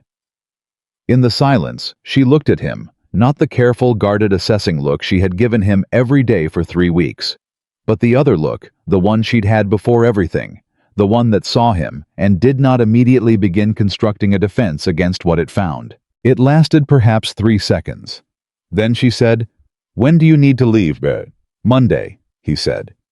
"If I ride hard, I can make Harfield's deadline." "All right," she said. "All right, you'll consider the invitation," or, "All right, go handle your estate," she said, "and we'll see about the rest." A pause. "But Nathaniel." "Yes. If you go back to Ashwood and the land and the county and the life you've been living gets a hold of you again." Her voice did not waver, but there was something underneath it that was not quite steadiness. The thing that lives underneath steadiness, when steadiness is chosen rather than felt. "Don't come back. Not unless you mean it completely. Not unless you've decided that this." She gestured a small economical gesture that encompassed the house and the yard, and presumably the town, and Clara and herself, "is where your life is. I won't do this with you at a distance, Nathaniel. I won't spend another 7 years. "You won't," he said. "Promise me." He looked at her. He looked at the woman who had packed one bag in the dark and ridden away from everything she knew to protect a child he hadn't known existed, who had built a life in a borrowed room and made it something real, who had received him at a gate 3 weeks ago with honesty instead of bitterness, and had been more careful with his tentative progress than he deserved. "I promise you," he said. She held his gaze for a moment. Then she nodded once, the brisk nod of someone who has accepted a term of agreement and is filing it in the appropriate place. "I'll tell Clara in the morning," she said. "She'll have questions." "She always does." "She's going to want to know if you're coming back." "Tell her yes," he said. "Tell her I'm coming back." Elizabeth looked at him one more time, with that look that had lasted 3 seconds and that he was going to carry with him all the way to Virginia and back. "Good night, Nathaniel," she said. "Good night, Elizabeth." He walked back to the tavern with Clara's drawing in his coat pocket and a promise in his chest that he had no intention of breaking, and above him, the Carolina sky was doing what summer skies do when they have no opinion about the private reckonings of men, spreading out wide and warm and absolute in every direction, indifferent and enormous, and somehow tonight not entirely unkind. He rode north on a Monday morning with Clara's drawing folded in his coat pocket and Elizabeth's voice in his head saying, "Don't come back unless you mean it completely." And he meant it the way a man means something when it is the last true thing he has left. The road back to Virginia was the same road he had ridden south 3 weeks earlier, but it felt different under him now, not shorter exactly, but more purposeful. He was not running toward something unknown anymore. He knew what he was running toward. He knew what was waiting in Beaufort, and the knowing changed the quality of the motion, the way a destination changes the quality of any journey that has one. He pushed hard the first day and arrived in Petersburg by evening, the same tavern he had stopped at on the way south, and he ate the same meal. He had not tasted then and tasted it now, and he slept 6 hours instead of 4, and woke before dawn with his mind already running through what needed doing. Harfield met him at the Ashwood gate on Wednesday afternoon. The lawyer was a small, exacting man who had handled Carter legal affairs for 11 years and who expressed himself primarily through degrees of understatement, a mode of communication that Nathaniel had always found efficient. When Harfield said a matter was somewhat involved, it meant a crisis. When he said it was proceeding adequately, it meant it was under control. When he met Nathaniel at the gate and said, "I'm glad you're back. The situation has developed." Nathaniel understood that the situation had developed badly. "Tell me," Nathaniel said. "The Beaumonts filed a secondary claim," Harfield said, falling into step beside him as he walked toward the house. "Not just the eastern boundary. They're asserting that the original deed misrepresented the acreage on the northern 40 as well. If both claims succeed," he paused, "we'd be looking at 80 acres total, roughly a fifth of the estate." Nathaniel absorbed this without breaking stride. On what basis? They hired a surveyor from Richmond, who produced a document arguing the original survey was imprecise. The document is, in my professional opinion, not worth the paper it was drawn on. But it is a document, and the Beaumont family has connections on the county court that will make this more than a simple dismissal. Who's sitting on the court? Judge Alderman presides. He's fair. But 2 of the 3 assessors have social ties to Beaumont's father-in-law. Nathaniel stopped walking. He turned to look at the eastern fields, the acreage in question rolling away from the house toward the boundary fence. He had walked that fence line with Briggs after the summer storm 3 years ago, the morning Briggs had asked him what he was going to do with the man he'd become. He had walked it dozens of times before that, in the ordinary course of managing what his father had left him. I was not going to lose it to a fraudulent survey and a social connection. "What do we need?" he said. "Your testimony regarding the original deed," Harfield said. "Your grandfather's correspondence regarding the purchase, which I believe is in the estate archive. And a counter-survey which I've already commissioned. Our surveyor will be here Thursday morning. Then we're in court when? 10 days. "Plenty of time," Nathaniel said, and walked into the house. He had forgotten what Ashwood felt like when he was working it properly. He had been here for 7 years in a kind of managed absence, present in body, attending to the practical requirements, but never quite fully inside the life of the place. It had been an obligation and a penance simultaneously, and he had carried both with the same compressed endurance. But he was home now, with a deadline and a purpose, and the particular clarity that comes from knowing for the first time in a very long time what he was working toward. Not just the court case, not just the Beaumont claim. He was working toward being the kind of man who could write Elizabeth Carter an honest invitation and have it mean something. I went through his grandfather's papers in 2 days. He found the original purchase correspondence, which was thorough and clearly documented, and when set alongside the Beaumont's so-called survey, made the secondary claim look like what it was. An opportunistic reach by a family that had been watching Ashwood's management with one eye on the chance that prolonged distraction might create an opening. Briggs caught him up on the estate operations, with the economy of a man who respects other people's time. The crops were in good order. The eastern fence had held through the summer storms. 2 of the field workers had left over the winter and been replaced. The house needed the south wing guttering cleared, which Briggs had put off pending Nathaniel's return, because it was the kind of decision that required the owner's eye. "You look different," Briggs said on the second morning, delivering this observation with the same directness he'd used on the fence line 3 years ago. "Do I?" "You look like you've been somewhere that mattered." He paused. "Did you find them?" Nathaniel looked at the foreman. He had told Briggs nothing specific before he left, only that he would be gone south for an indefinite period. But Briggs had been with the family long enough to have his own understanding of the shape of things. "I found them," Nathaniel said. "Both of them. Both of them." Briggs nodded with the contained satisfaction of a man who had been hoping for exactly this and had the discipline not to make a production of it. "How is she?" "Strong," Nathaniel said. "She built something real." "And the child?" Nathaniel thought of Clara on the dock correcting his wrist angle. Thought of the heron drawing the harbor, drawing the fish drawing that now lived with James in Virginia. "The child," he said, "is extraordinary." Briggs was quiet for a moment. Then he said, "What happens next?" "I handle this court matter," Nathaniel said. "And then I write a letter. And then we see." Briggs accepted this and moved on to the matter of the guttering, which was the other thing Nathaniel appreciated about him. The court hearing was on a Friday. Judge Alderman ran a tight proceeding, which Nathaniel respected. The Beaumont claim was presented by their lawyer, a man named Corbell, who was skilled and well-dressed, and argued from the Richmond surveyor's document, with the smooth confidence of someone who has been paid enough to believe his own case. The secondary claim, the Northern 40, was presented as additional evidence of original imprecision, rather than as a separate matter, which was a tactical choice that Harfield had anticipated and prepared for. Nathaniel sat at the respondent's table and listened, and did not fidget, which was something he had always been able to do well, sit still in situations that required it.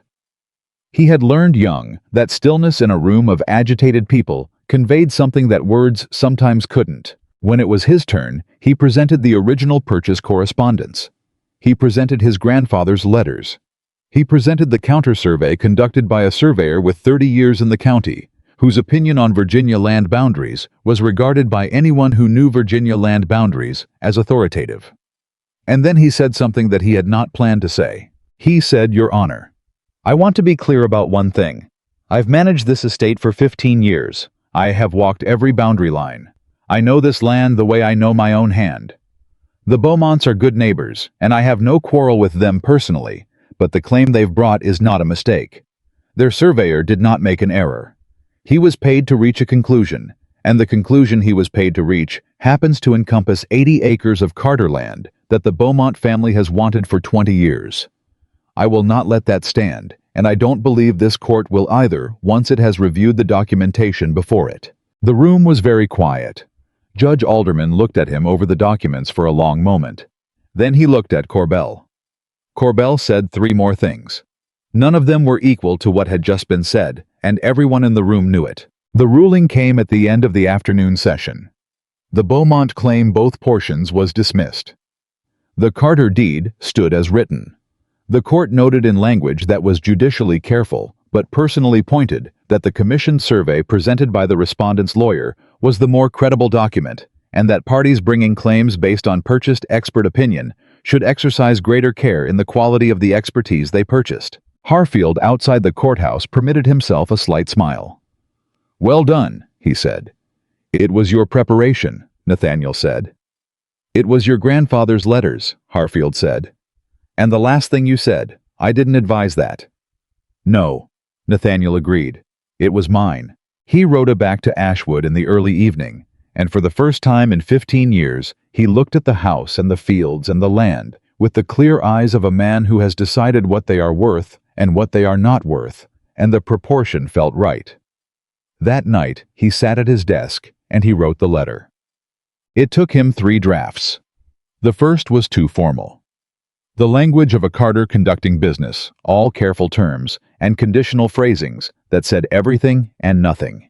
He read it over and threw it in the fire. The second was too much the other way, too earnest, too full of the feeling he had been carrying around Beaufort for 3 weeks, the kind of letter that made the recipient responsible for managing the writer's emotions rather than simply receiving information. He read that one and put it aside more gently because parts of it were true, even if the whole was wrong. The third one, he wrote quickly in the particular way that things come out right when you stop trying to manage them. Elizabeth, the court matter is resolved. The estate is intact. This is not what I'm writing to tell you. I am writing to tell you that I walked through this house tonight for the first time in 15 years and understood clearly what it is and what it isn't. It is a good property, and I have cared for it well. It is not a home. It stopped being a home in July of 1814, and it has not recovered that quality in the years since, and I do not believe it will on its own. You said I should show you something rather than tell you. I'm not sure a letter can show you anything, but I will tell you what I can, and then it is yours to decide. I want you and Clara to come to Virginia. Not because I am asking you to restore what we had. You told me plainly that what we had is broken, and I believe you. I'm asking you to come and see what might be built instead with full information and on your terms. If you come and find that this place is not somewhere you can make a life, I will sell it. I told you that, and I meant it. I have not changed my mind in the road between Beaufort and Henrico County. If you come and find that it could be something, then we talk about what that something looks like. Not what it looked like in 1814. Something else. I am asking you for one visit. A week if that feels manageable. Clara can see where her father lives. You can see whether the man her father has become is someone you want her to spend more time with. Those are the only stakes I am putting forward. You told me not to come back unless I meant it completely. I am writing from the other side of a 15-year property dispute and a 3-day ride and a house that is very quiet in a way that has stopped feeling like peace and started feeling like a question. I mean it completely. The invitation stands for as long as you want it to stand. There is no deadline. There is no pressure. But there is a room in this house that gets the morning light from the eastern windows, and Clara would have it if she came, and I have found myself thinking about that more than is probably reasonable for a man who is trying not to presume. Nathaniel. He sent it with the Thursday post. The reply came 12 days later. He knew the timing because he had been tracking with the casual desperation of a man trying not to appear casual or desperate.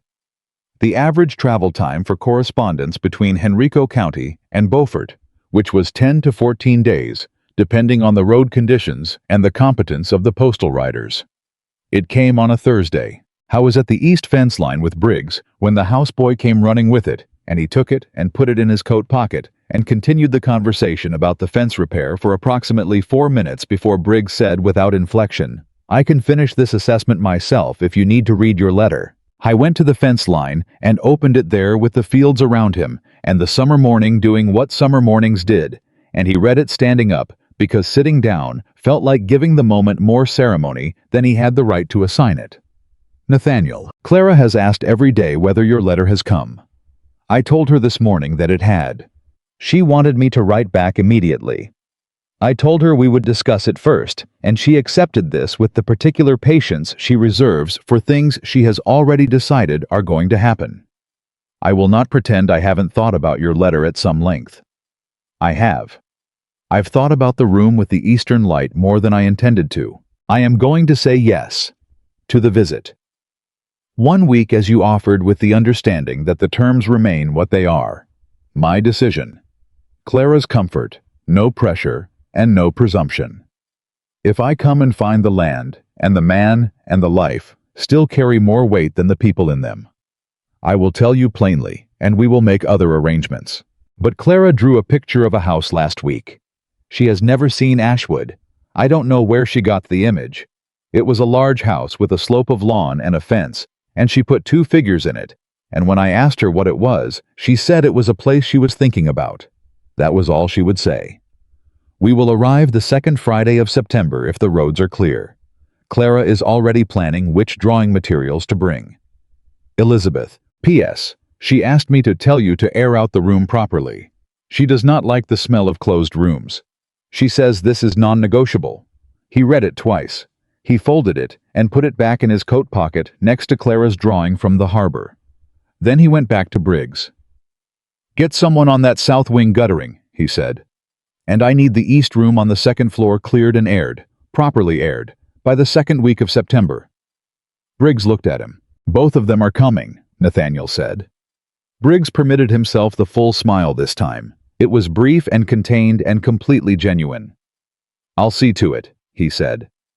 The second Friday of September arrived. The way significant days tend to arrive preceded by a series of ordinary days that seem in retrospect to have been building toward it, though at the time they merely felt like days. Nathaniel had spent the 3 weeks since Elizabeth's letter doing 2 things: managing the estate with the particular focused attention of a man who wants everything in order, and trying not to manage the upcoming visit with the same energy, which was a harder discipline than the estate work, because the estate work had clear benchmarks and the visit had none. He had the east room aired and furnished simply, the good linens, the lamp with the clear glass, the small table by the window that Clara could use for her drawing materials if she wanted it, which he had placed there, and then removed, and then placed there again.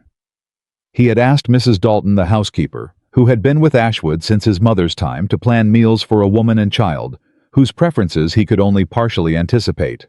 And Mrs. Dalton had received this information with the composed practicality of a woman who has managed the Carter household through stranger circumstances and would not be asking unnecessary questions. James came back the week before. He arrived unannounced, which was his way, but he arrived without the easy deflection that used to characterize his presence. He arrived with a quietness that was new, or at least newer, and he helped Nathaniel with the fence work without being asked, and did not complain about the physical labor, which was also new. "You're nervous," James said on the Thursday evening before they were due to arrive. "I'm not nervous," Nathaniel said. "You've rearranged that table by the window 3 times. I'm adjusting it." "Nathaniel." James sat down across from him in the study. The same chairs, the same desk, the same room where everything had ended in 1814. She wrote back, "She's coming." That's already more than you had any right to expect. "I know. So stop rearranging furniture and—" "James." "Trust that you've done the work," his brother finished. Nathaniel looked at him.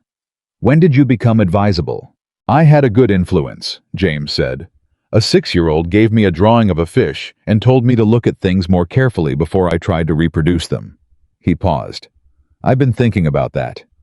"And I've been thinking that most of the trouble I've caused in my life has been because I didn't look at things carefully before I tried to reproduce them, or take them apart, or borrow against them.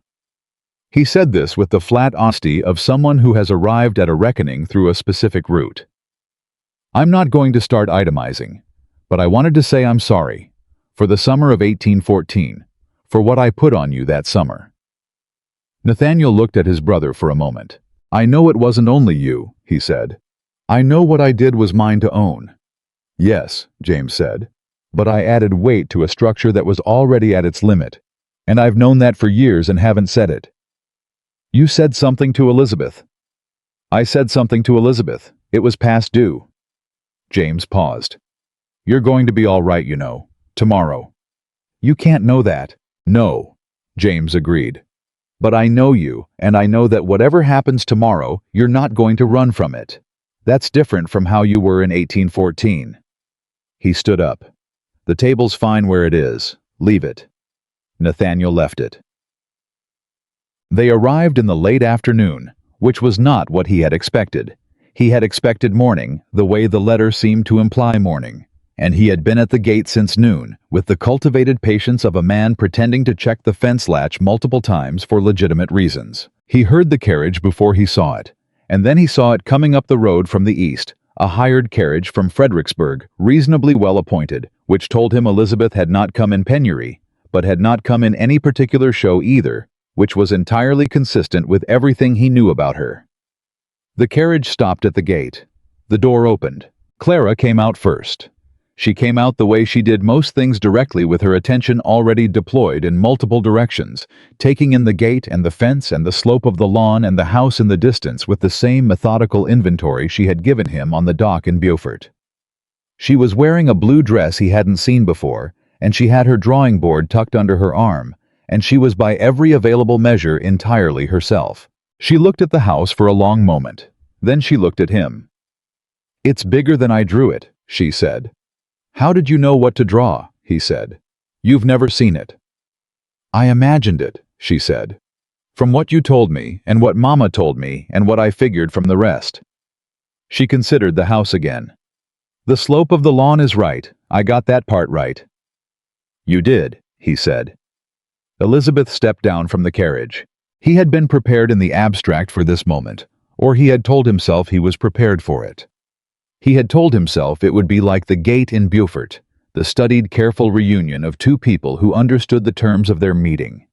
He had told himself he would not make it into more than it was. What he had not prepared for was her face when she looked at Ashwood for the first time in 7 years. She stood in the road, and she looked at the house that had been her home for 3 years, and then not her home for 7. More. And something crossed her face, something complex and unguarded, that she had not had time to arrange before it arrived. It was not joy, and it was not grief, and it was not nostalgia exactly. It was more like the look of someone recognizing a place that has occupied a great deal of their interior real estate, and finding that the actual thing is simultaneously smaller and larger than the space it has been taking up. She stood there for 3 seconds, and in those 3 seconds, he saw everything she had not let him see in Beaufort. The cost of it, the actual cost of what she had done and what had been done, and the 7 years between all of it moving across her face in the unguarded moment before she recovered herself. Then she saw him watching. She did not look away. She held his gaze, and in the holding of it, she acknowledged what had just passed between them without naming it, which was, he thought, the most honest and complete communication they had managed in 7 years. Hello, Nathaniel, she said. Hello, Elizabeth, he said. Welcome home. She considered the word briefly. We'll see, she said. But she said it without the wall behind it that she'd had in Beaufort, and he heard the difference.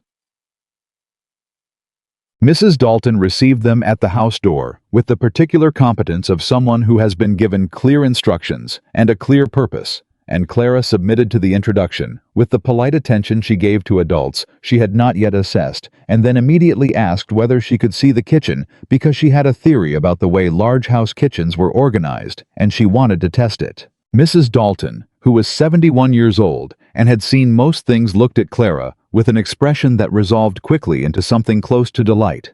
and said that she could indeed see the kitchen, and the two of them disappeared in that direction, with Clara already explaining her theory.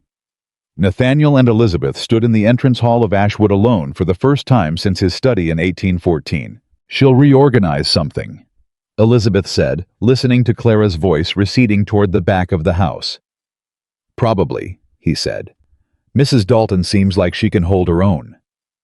"Mrs. Dalton has met her match," Elizabeth said, and there it was, the full version of the thing that had been trying to arrive in Beaufort, not the predecessor, but the actual smile, brief and real, and containing 7 years of everything that had not been lost, even when he had been convinced it was. It lasted 3 seconds. Then she was composed again, but he had seen it. "Can I show you the house?" he said. "Yes," she said. "Show me where I am." He showed her.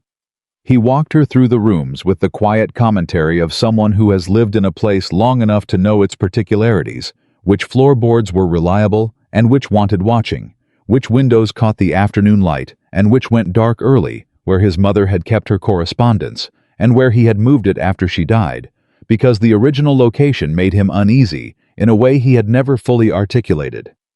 He showed her the library, which she had always loved, and which he had kept in the same order she had left it, though he could not have said in 7 years exactly why. She stopped in the library doorway. "You didn't change it," she said. "No." "Why not?" He thought about the honest answer, which was that he had not changed it because it was hers, because the arrangement of those books was the arrangement she had made, and changing it would have been a kind of erasure he had not been willing to perform. "It was organized well," he said. "I didn't see a reason to alter something that worked." She looked at the shelves. Then she looked at him. "Nathaniel," she said, and her voice had the quality it got when she was about to say something that had been accumulating for a while. "I need to ask you something directly." "All right. Do you still love me?"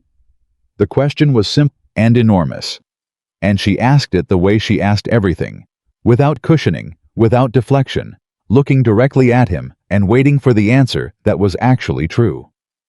"Yes," he said. "I have not stopped. Not for a day." She absorbed this. "That complicates things." "I know. Because She stopped. She looked at the books again, which was what she did when she needed a moment to organize something that was not quite organized. "I have not stopped either," she said finally, in a voice that was quieter than her usual voice, but not uncertain. Which is its own particular frustration, because it would have been considerably more convenient if I had. He did not move. He did not say anything, because she was still speaking, or was about to be, and he had learned in 3 weeks in Beaufort that Elizabeth's most important sentences sometimes needed space to arrive. "I am not ready," she said. "I want to be clear about that. I am not ready to hand you back what you held before, and act as though the 7 years between were a bad season we're moving past. They were 7 years, and I lived them, and they are part of what I am now." "I know," he said, "but I am also." She turned back to him, and her face was open in the way it had been for 3 seconds on the road, the unguarded version, the one that told him the truth. "I am also here," which is its own answer of a kind, even if it isn't the whole one.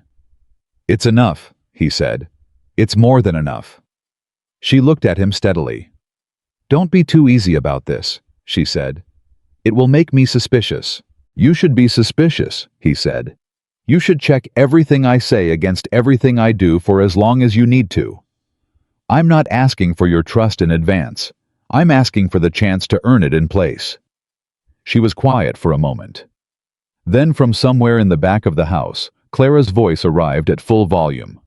"Mama, the kitchen has a second larder. I was right about the organization, come and look." Elizabeth closed her eyes for just a second, and in that second, she looked like herself, entirely the woman he had married, and the woman who had left, and the woman who had built a life in a borrowed room, and the woman who was standing in his library again, after 7 years, all of those at once.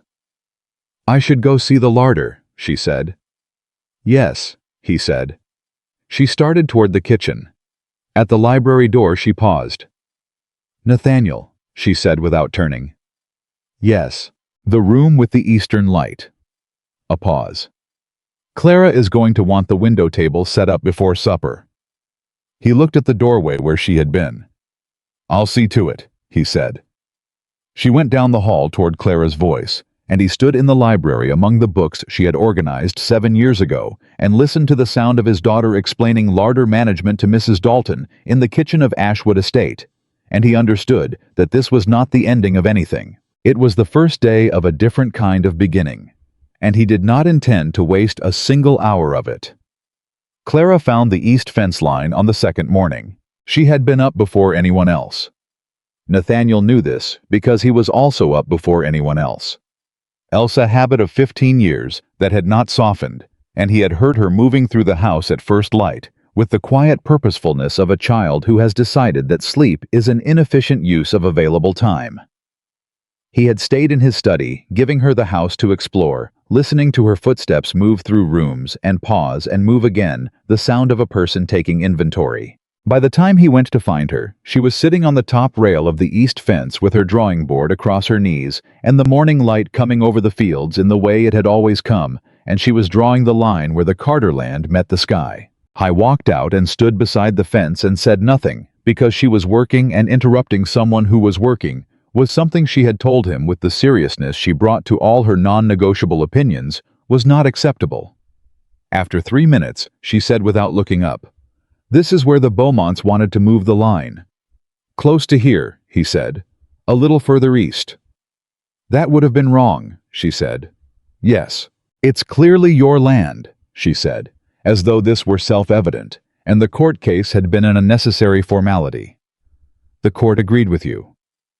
"Courts should," she said, and turned back to her drawing. He leaned against the fence post and watched her work, and he thought about the fact that this child had been sitting on fence rails and drawing things for 6 years. 6 years of mornings he had not been present for, and that he had arrived in her life 3 weeks ago, and she had, with the extraordinary generosity of a person who had not yet learned to ration, it simply absorbed him into her mornings as though he had always been there. He did not know if he deserved that. I was fairly certain he did not. He intended to spend whatever time he was given making sure she never had cause to revise the decision. "Papa," she said. He went very still. It was the first time. 3 weeks in Beaufort and 4 days at Ashwood, and that was the first time she had used the word, and she said it in exactly the tone she used for everything. Matter-of-fact, unsentimental, completely her own. But it landed in his chest with the force of something that had been traveling a very long way and had finally arrived at the place it was meant to reach. "Yes," he said. His voice was steady. He was proud of that. "Is there a school near here?" he breathed. "There's one in the next town, about 3 miles. "Is it good?" "I believe so. I helped fund it." She considered this. "Do they teach drawing?" "I'm not certain. I could find out." "Find out?" she said. "That's important." "I'll make inquiries today," he said. She nodded, satisfied, and went back to the fence line and the sky. He stood beside her in the morning light and thought, "This is what it is. This is what I nearly lost. This is what 5 words cost." And then he thought, "I am here now. That has to count for something. Make it count." Elizabeth spent the first 2 days of the visit doing what she did with most things, observing before concluding. She walked the house. She walked it systematically the way she had walked it when it was hers, checking the quality of what had been maintained and what had been allowed to slip, because the state of a house tells you things about the state of the person living in it. And Elizabeth had always been someone who read the evidence available to her rather than relying on testimony alone. What she found was a house that had been cared for with the particular attention of someone who has no joy in the caring but considerable discipline. The rooms were clean. The repairs had been made when they needed making. Nothing was neglected, but nothing had been added either. No new furniture, no changes to the arrangement of rooms, no evidence of a life expanding to fill its container. The house was exactly what it had been in 1814. Preserved with the fidelity of someone who had not been willing to alter it and not been able to explain why. She found this more moving than she wanted to. On the 3rd morning, Nathaniel asked her if she wanted to ride the property. She said yes before she'd finished thinking about whether to say yes, which told her something about her own position that she filed away for later consideration. He saddled 2 horses she had ridden since childhood, and he knew that remembered it had apparently retained it in the same category as the library arrangement and the Eastern Room. And they rode the boundary of Ashwood together in the September morning, and he talked about the land with the quiet fluency of someone who has spent 15 years learning to read it. Where the soil changed character, where the drainage ran in heavy rain, which fields had performed and which had required patience. He talked about it the way she talked about the children she taught, with the specific knowledge of someone who has been paying consistent attention. She listened, and she watched him, and she updated her understanding. "You love it," she said somewhere on the northern boundary, where the tree line made a windbreak that she remembered from their early years. "Yes," he said. "I do." "You didn't used to talk about it this way. In 1814 it was an obligation, something your father left you. It still is partly," he said. "But you learn a thing better when you have nothing else to fill the space." He paused. "I had 15 years and nothing else to fill the space." She looked at the tree line. "I know that feeling," she said. "I know you do." "My something else was teaching," she said. "And Clara. Mostly Clara."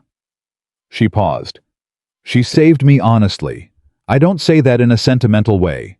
I mean practically having her meant I could not spend too long inside my own grief, because there was someone who needed breakfast, and someone who needed to understand fractions, and someone who asked questions that required actual answers. She kept me practical." "She has that quality," he said. "She gets it from you," Elizabeth said. He looked at her. "The practicality," she said.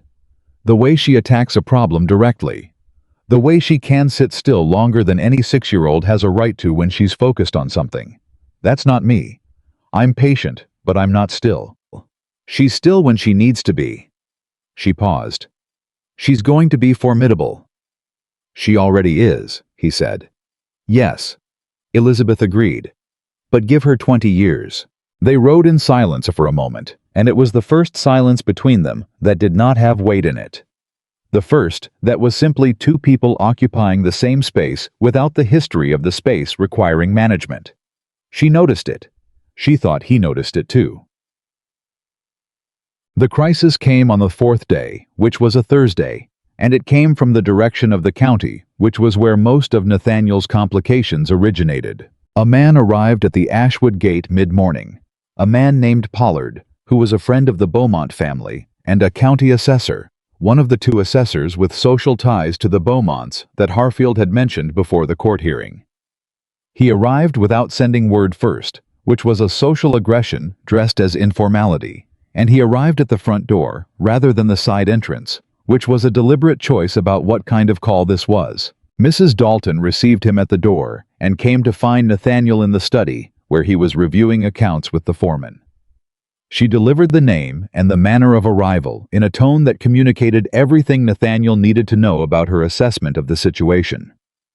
"Send him to the front parlor," Nathaniel said. "I'll be 2 minutes."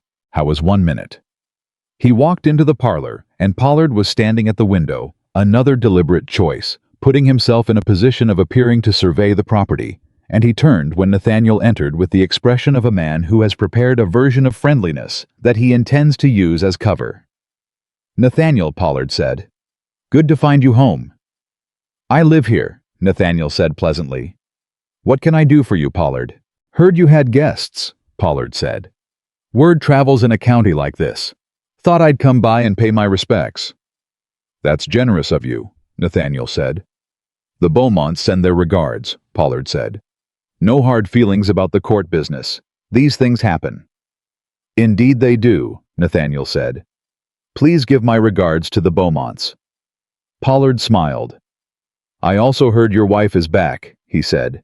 "After some years away. That's a fine thing." Nathaniel looked at him with the steady, pleasant expression he had learned at his father's knee and refined over 15 years of managing men who came to his property with agendas dressed as courtesy. "My family's arrangements are my family's business," he said. "I'm sure you understand." Of course," Pollard said. "Just the county takes an interest, you understand. A man of your position. People notice when things change." He paused. "And when they don't change. Things are as they should be," Nathaniel said. I'll be sure to let the county know if that changes." Pollard tried 2 more approaches, both of which Nathaniel deflected with the same pleasant precision, and within 15 minutes, the man was back out the front door, with nothing he had come for, and no apparent way to obtain it. Nathaniel stood in the parlor entrance until the sound of Pollard's horse had cleared the gate. Then he turned and found Elizabeth standing in the hallway behind him. She had heard it all. "How long will that go on?" she said. "Until they find something more interesting to notice," he said, "which in this county generally takes about a season." "They'll talk about me coming back," she said. "About what it means. Whether we're—" She paused. "They'll have opinions. They'll have opinions regardless of what we do," he said. "That's the nature of a county that has known your name for 7 years without knowing where you were." He looked at her.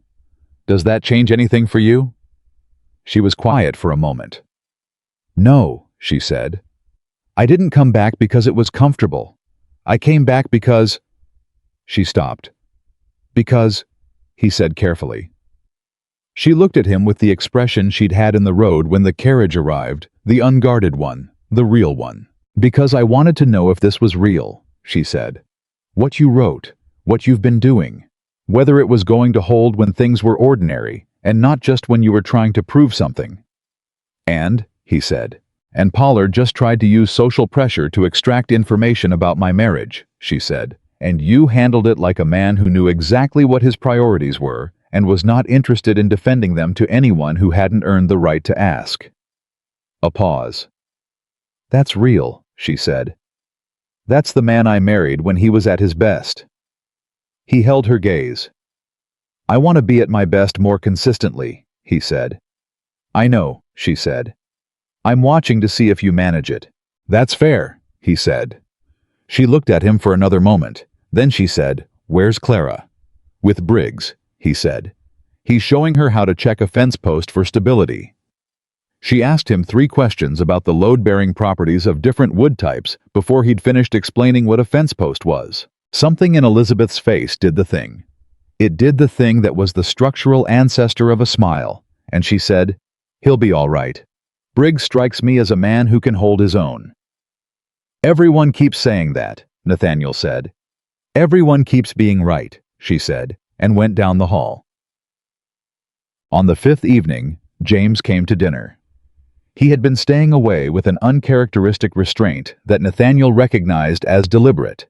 James giving them room, which was something James did not historically do, and which represented Nathaniel thought genuine effort. But he came to dinner on Thursday evening at Elizabeth's invitation, which she had issued that afternoon, with a directness that surprised Nathaniel and had clearly surprised James when the message reached him. The 4 of them sat at the table, Nathaniel and James and Elizabeth and Clara conducted the conversation with the impartiality of a natural moderator, asking James questions about Virginia, with the same systematic thoroughness she applied to everything, and James answered with the unexpected earnestness he had been showing since Beaufort and Elizabeth talked to James with the careful, real courtesy of a woman who has decided to build something on imperfect foundations, because the foundations are what she has. After supper, when Clara had been sent to bed, she went without significant protest, which Nathaniel was coming to understand was Clara's version of cooperating with bedtime and involved significant negotiation about which books she was permitted to have at the window, and for how long James and Nathaniel sat at the table while Elizabeth read in the library. "She's extraordinary," James said, which was what he had said in Beaufort about Clara and what he still meant. "You keep saying that," Nathaniel said. "It keeps being true."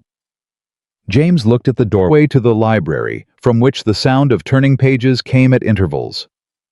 "And Elizabeth is here," Nathaniel said. "For how long?" "For as long as she decides to be," Nathaniel said. "I'm not asking for guarantees." James was quiet for a moment. "You know what I've been thinking about since Beaufort," he said. "The fish drawing," Nathaniel said. "The fish drawing," James confirmed. "And what she said when she gave it to me, about looking carefully before you try to reproduce something." He turned the wine glass in his hands. "I've spent 33 years not looking carefully before I tried to reproduce things. Our father's confidence without his work ethic. Your standing without your discipline. I reproduced the surface of things and wondered why the structure never held. Nathaniel looked at his brother. I'm going to do something with the Williamsburg property, James said. Something real. I don't know what yet, but something that isn't about leverage or borrowing or something I actually build. He paused. I wanted to tell you, because you're the one who paid for most of my not looking carefully, and you deserve to know I was looking now. James, Nathaniel said. That's yes, do that. I'm going to need some initial capital, James said. Nathaniel looked at him. Joking, James said. Mostly. Do it yourself, Nathaniel said. Whatever it is, it'll mean more. I know, James said. That's why it's terrifying. He finished his wine. Good night, Nathaniel. Tell Elizabeth good night. He left. Nathaniel sat at the table for a moment in the quiet that James's departures always left, and then he went to the library doorway and stood there. Elizabeth looked up from her book. James says good night, he said. He's improving, she said. He'll be all right given time. He might need some initial capital, Nathaniel said. Elizabeth looked at him. He said mostly joking. She looked at her book, and then she looked up again, and the thing that wasn't quite a smile was closer to the actual thing than it had ever been. Tell him to do it himself, she said. I did, he said. Good, she said, and went back to her book. On the 6th day, the thing happened that Nathaniel had not planned for and had not known to plan for, and it came from Clara, which was where most of the important things came from. She found him in the study after supper. She came in without knocking, which was her standard practice, regardless of what room it was, and she sat in the chair across the desk, the chair where Elizabeth had sat in July of 1814, the chair where everything had started to come apart, and she looked at him with the gray eyes that were his gray eyes, and she said, I want to ask you something. All right, he said. Are you and Mama going to stay together? He looked at his daughter. He thought about all the careful, adult-appropriate ways to answer a question like this, the measured responses that protected everyone's options and committed to nothing, and gave a 6-year-old the information she was entitled to without burdening her with the information she wasn't. He thought about all of that, and then he said, I want us to, very much, but that's not only my decision to make. Clara considered this. Does Mama want to? You'd have to ask her that, he said. And even if she does, wanting something and being ready for it aren't always the same thing. Why not? Because sometimes someone hurts you and you need time to trust them again even after you want to, even after you can see that they've changed. Did you hurt her? Clara said. Yes, he said. 7 years ago. I said something that I didn't mean the way she heard it, and instead of fixing it, I let her leave. That was wrong of me. Why did you let her leave? Because I was too proud and too hurt myself to go after her, and because I didn't understand at the time how much I was asking her to carry. He paused. I understand now.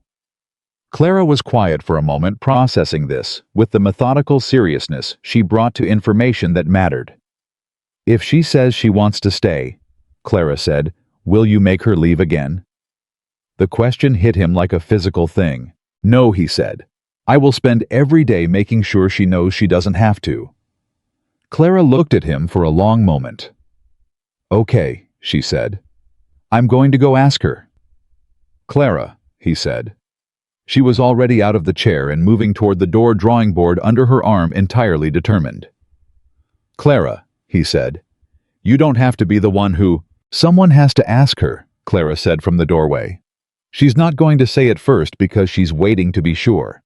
And you're not going to ask her because you don't want to pressure her. So I'm going to ask her. She looked at him with perfect 6-year-old logic. That's practical. He stared at his daughter. You're correct, he said.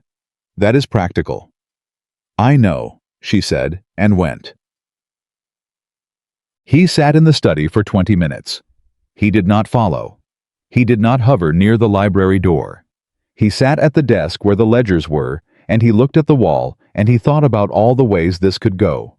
Clara asking a question that Elizabeth was not ready for. Clara pressing in the way she sometimes pressed, Elizabeth withdrawing because the pressure came from an unexpected direction, and withdrawal was the reflex that 7 years of aloneness had built into her. I thought about all of that. And then Elizabeth came to the study door. She stood in the door the way she had stood in his study doorway 7 years ago, but differently. In 1814, she had come to him with something to say, and had been turned away by the wrong version of him. Now she stood there, and she looked at him with the expression he had seen in pieces across 3 weeks in Beaufort, and 5 days at Ashwood, the complete assembled version, all the pieces present at once. "Your daughter," she said, "just informed me that she intends to start school in Henrico County, and that she has already identified 3 improvements she plans to suggest to the curriculum, and that she would like a dog, and that she considers this house to be a reasonable place to live, provided the library is kept in its current organization." He said nothing. He waited. "She also asked me," Elizabeth continued, "whether I had made up my mind yet."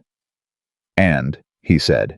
She looked at him across the study, across the desk that had been between them 7 years ago, and was between them now, and she said, "She told me that you said you would spend every day making sure I knew I didn't have to leave. She said you said it like you meant it." "I did mean it," he said. "I know," she said. "That's the problem. When you mean things I can tell. I've always been able to tell." She came into the study and stood at the edge of the desk, and she looked at him, the way she had looked at him in the road when the carriage arrived with everything present, nothing held back. "I told her that I hadn't made up my mind yet." He held very still. "And then she gave me this," Elizabeth said, and she put something on the desk between them. It was a drawing. Small, done quickly in charcoal, but precise in the way Clara's drawings were always precise, the way she saw something and put it down exactly as she saw it. It was a drawing of 3 figures. A tall one, a medium one, a small one. Standing in front of a large house with a slope of lawn. Not touching, but close. All 3 of them facing the same direction. He looked at it for a long moment. "She drew us," he said. "She drew us," Elizabeth confirmed. And then she said, and I am quoting exactly, because it was the most direct thing a 6-year-old has ever said to me. She said, "Mama, I think this is already what we are. We just haven't said so yet." He looked up from the drawing. Elizabeth looked at him. "She's not wrong," Elizabeth said quietly. "She's 6 years old and she's not wrong." "No," he said, "she isn't." "I'm not ready to say everything," Elizabeth said. "I want to be clear about that. I'm not standing here about to tell you that the 7 years are settled and the hurt is resolved and we're starting fresh as though none of it happened. That's not what this is." "I know," he said. "What this is," she said, "is me telling you that I would like to find out what we are now, not what we were, what we are starting from here." She paused. "If you still want that." "Yes," he said. "Elizabeth, yes." "It won't be simple," she said. "No. There are things we'll have to talk about that I'm not ready to talk about yet." "Whenever you're ready," he said. "I'm not going anywhere. And if I say something in the talking that you don't want to hear, I will hear it," he said. "All of it, whatever you need to say." She looked at him for a long moment with the complete unguarded look, and then she said something he had not expected. "I missed you," she said. "For 7 years. I was furious with you, and I built a life without you, and I did not need you to survive. But I missed you. I want you to know that." He came around the desk. He did not touch her. He stopped 2 feet away, because 2 feet was what she had given him in Beaufort, and he had learned to respect the distance she set. But he was close enough that when he spoke, she could hear him without him raising his voice. "I know what I did," he said. "I know what it cost. I know you don't need me. You proved that completely in ways that I am still understanding. And I know that what I'm asking for is not easy and is not without risk." He paused. "But I am asking, plainly. I want to build something with you. Not the thing we had, something better. Something that knows what the old thing didn't know." Elizabeth looked at him. "All right," she said. "All right," he said. Neither of them moved for a moment, and in that moment, the study that had held 7 years of silence held something else instead. Not noise exactly, but the quality of a room that has been breathed back into use, that has been returned to the purpose it was built for. Then Clara appeared in the doorway. She looked at both of them. She assessed the situation with the speed of someone who is very good at reading rooms. "Good," she said, with the satisfaction of a person whose practical intervention has produced the anticipated result. "I'm going to go find Briggs and ask him about the dog." "Clara," Elizabeth started. "I already asked Mrs. Dalton, and she said it was fine with her if it was fine with Papa," Clara said, looking at Nathaniel with the expression of someone who has done significant groundwork. "Mrs. Dalton said that," Nathaniel said. "She said she always thought the house needed a dog," Clara said. "She said it was too quiet." He looked at Elizabeth. Elizabeth looked at him. "She's not wrong about that either," Elizabeth said. "No," he said. "She isn't." Clara took this as approval, which it was though neither adult had technically said so, and disappeared in the direction of the fields calling for Briggs, her voice carrying through the house with the clear, unself-conscious certainty of a child who has decided this is her home and is already behaving accordingly. That evening, the three of them sat on the front steps of Ashwood Estate in the September dark. Elizabeth and Nathaniel and Clara between them, with her drawing board, working on something she wouldn't let them see yet. And the night was warm, and the fields were quiet. And above them, the Virginia sky did what it had always done, spread itself out enormous and indifferent, and full of stars that had been burning for longer than any of the human reckonings taking place beneath them. Clara finished her drawing and held it up. It was Ashwood. The full front of it rendered in the dim light with the confident accuracy she brought to everything she set her hand to. The house, the lawn, the fence line, the tree line to the north. All of it exactly as it was. And in front of it the three figures. Taller now than in the harbor drawing, more detailed, the tall one and the medium one standing close together, the small one between them with a drawing board. "That's us," Nathaniel said. "That's us," Clara agreed. "You put yourself in the middle," Elizabeth said. "I'm always in the middle," Clara said with the matter-of-fact certainty of someone stating an organizational principle. "Someone has to be." Elizabeth looked at the drawing. Then she looked at Nathaniel over Clara's head with the expression he had been learning to read for 3 weeks and 5 days. The one that was the answer to the question he had been asking for 7 years without knowing how to ask it. He held her gaze. She did not look away. And in the summer turning to fall dark of a Virginia night, in front of the house that had been silent for 7 years, and had in the space of 5 days remembered how to be something more than silence. Nathaniel Carter understood with the complete and sober clarity of a man who has paid full price for his understanding that a family is not a thing you are given. It is a thing you choose. Every morning, every evening, every ordinary hour of every ordinary day, you choose it. You choose to stay, to listen, to say the honest thing, to sit still in the study, when the 6-year-old goes to do the thing you were afraid to do, to come around the desk, to hear what you don't want to hear, to be the man that someone once told a child you were capable of being. You choose it, or you lose it. He had lost it once in 5 words, in a July study, in the worst moment of his worst year. He had spent 7 years learning the weight of those 5 words. He had spent 3 weeks and 5 days learning what it looked like to put something real in their place. And now Clara was handing him the drawing. "You can borrow this one too, but I'll need it back eventually." And Elizabeth was sitting close enough that her shoulder was almost against his, and the estate that had felt like a penance for 7 years felt tonight like a home again. Not the same home. Something better than the same home. Something that had been broken open and rebuilt with the knowledge of what breaking costs, and was therefore stronger in the broken places than it had ever been whole. That was not a small thing. That was, in fact, everything. A man who had said, "I am tired of looking at you," had become a man who would spend the rest of his life making sure that the people he loved knew every day that he was glad they were in his sight. That is not a perfect story. It is not a clean one. But it is a true one. And the truest part of it is this. Elizabeth Carter did not come back to Ashwood because she forgot what happened. She came back because she watched a man who had failed her stand in the wreckage of his failure and build something better with his hands slowly, without asking for credit, one Thursday morning at a time. And Clara Carter, age 6, who had never met her father before July of 1821, and had already decided he was worth keeping, picked up her charcoal and started a new drawing on the back of the paper, because a good drawing in her considered opinion was never really finished. It was only ever paused, waiting for the next thing you noticed that needed to be put down. The next thing would always be there. That was the nature of paying attention. That was the nature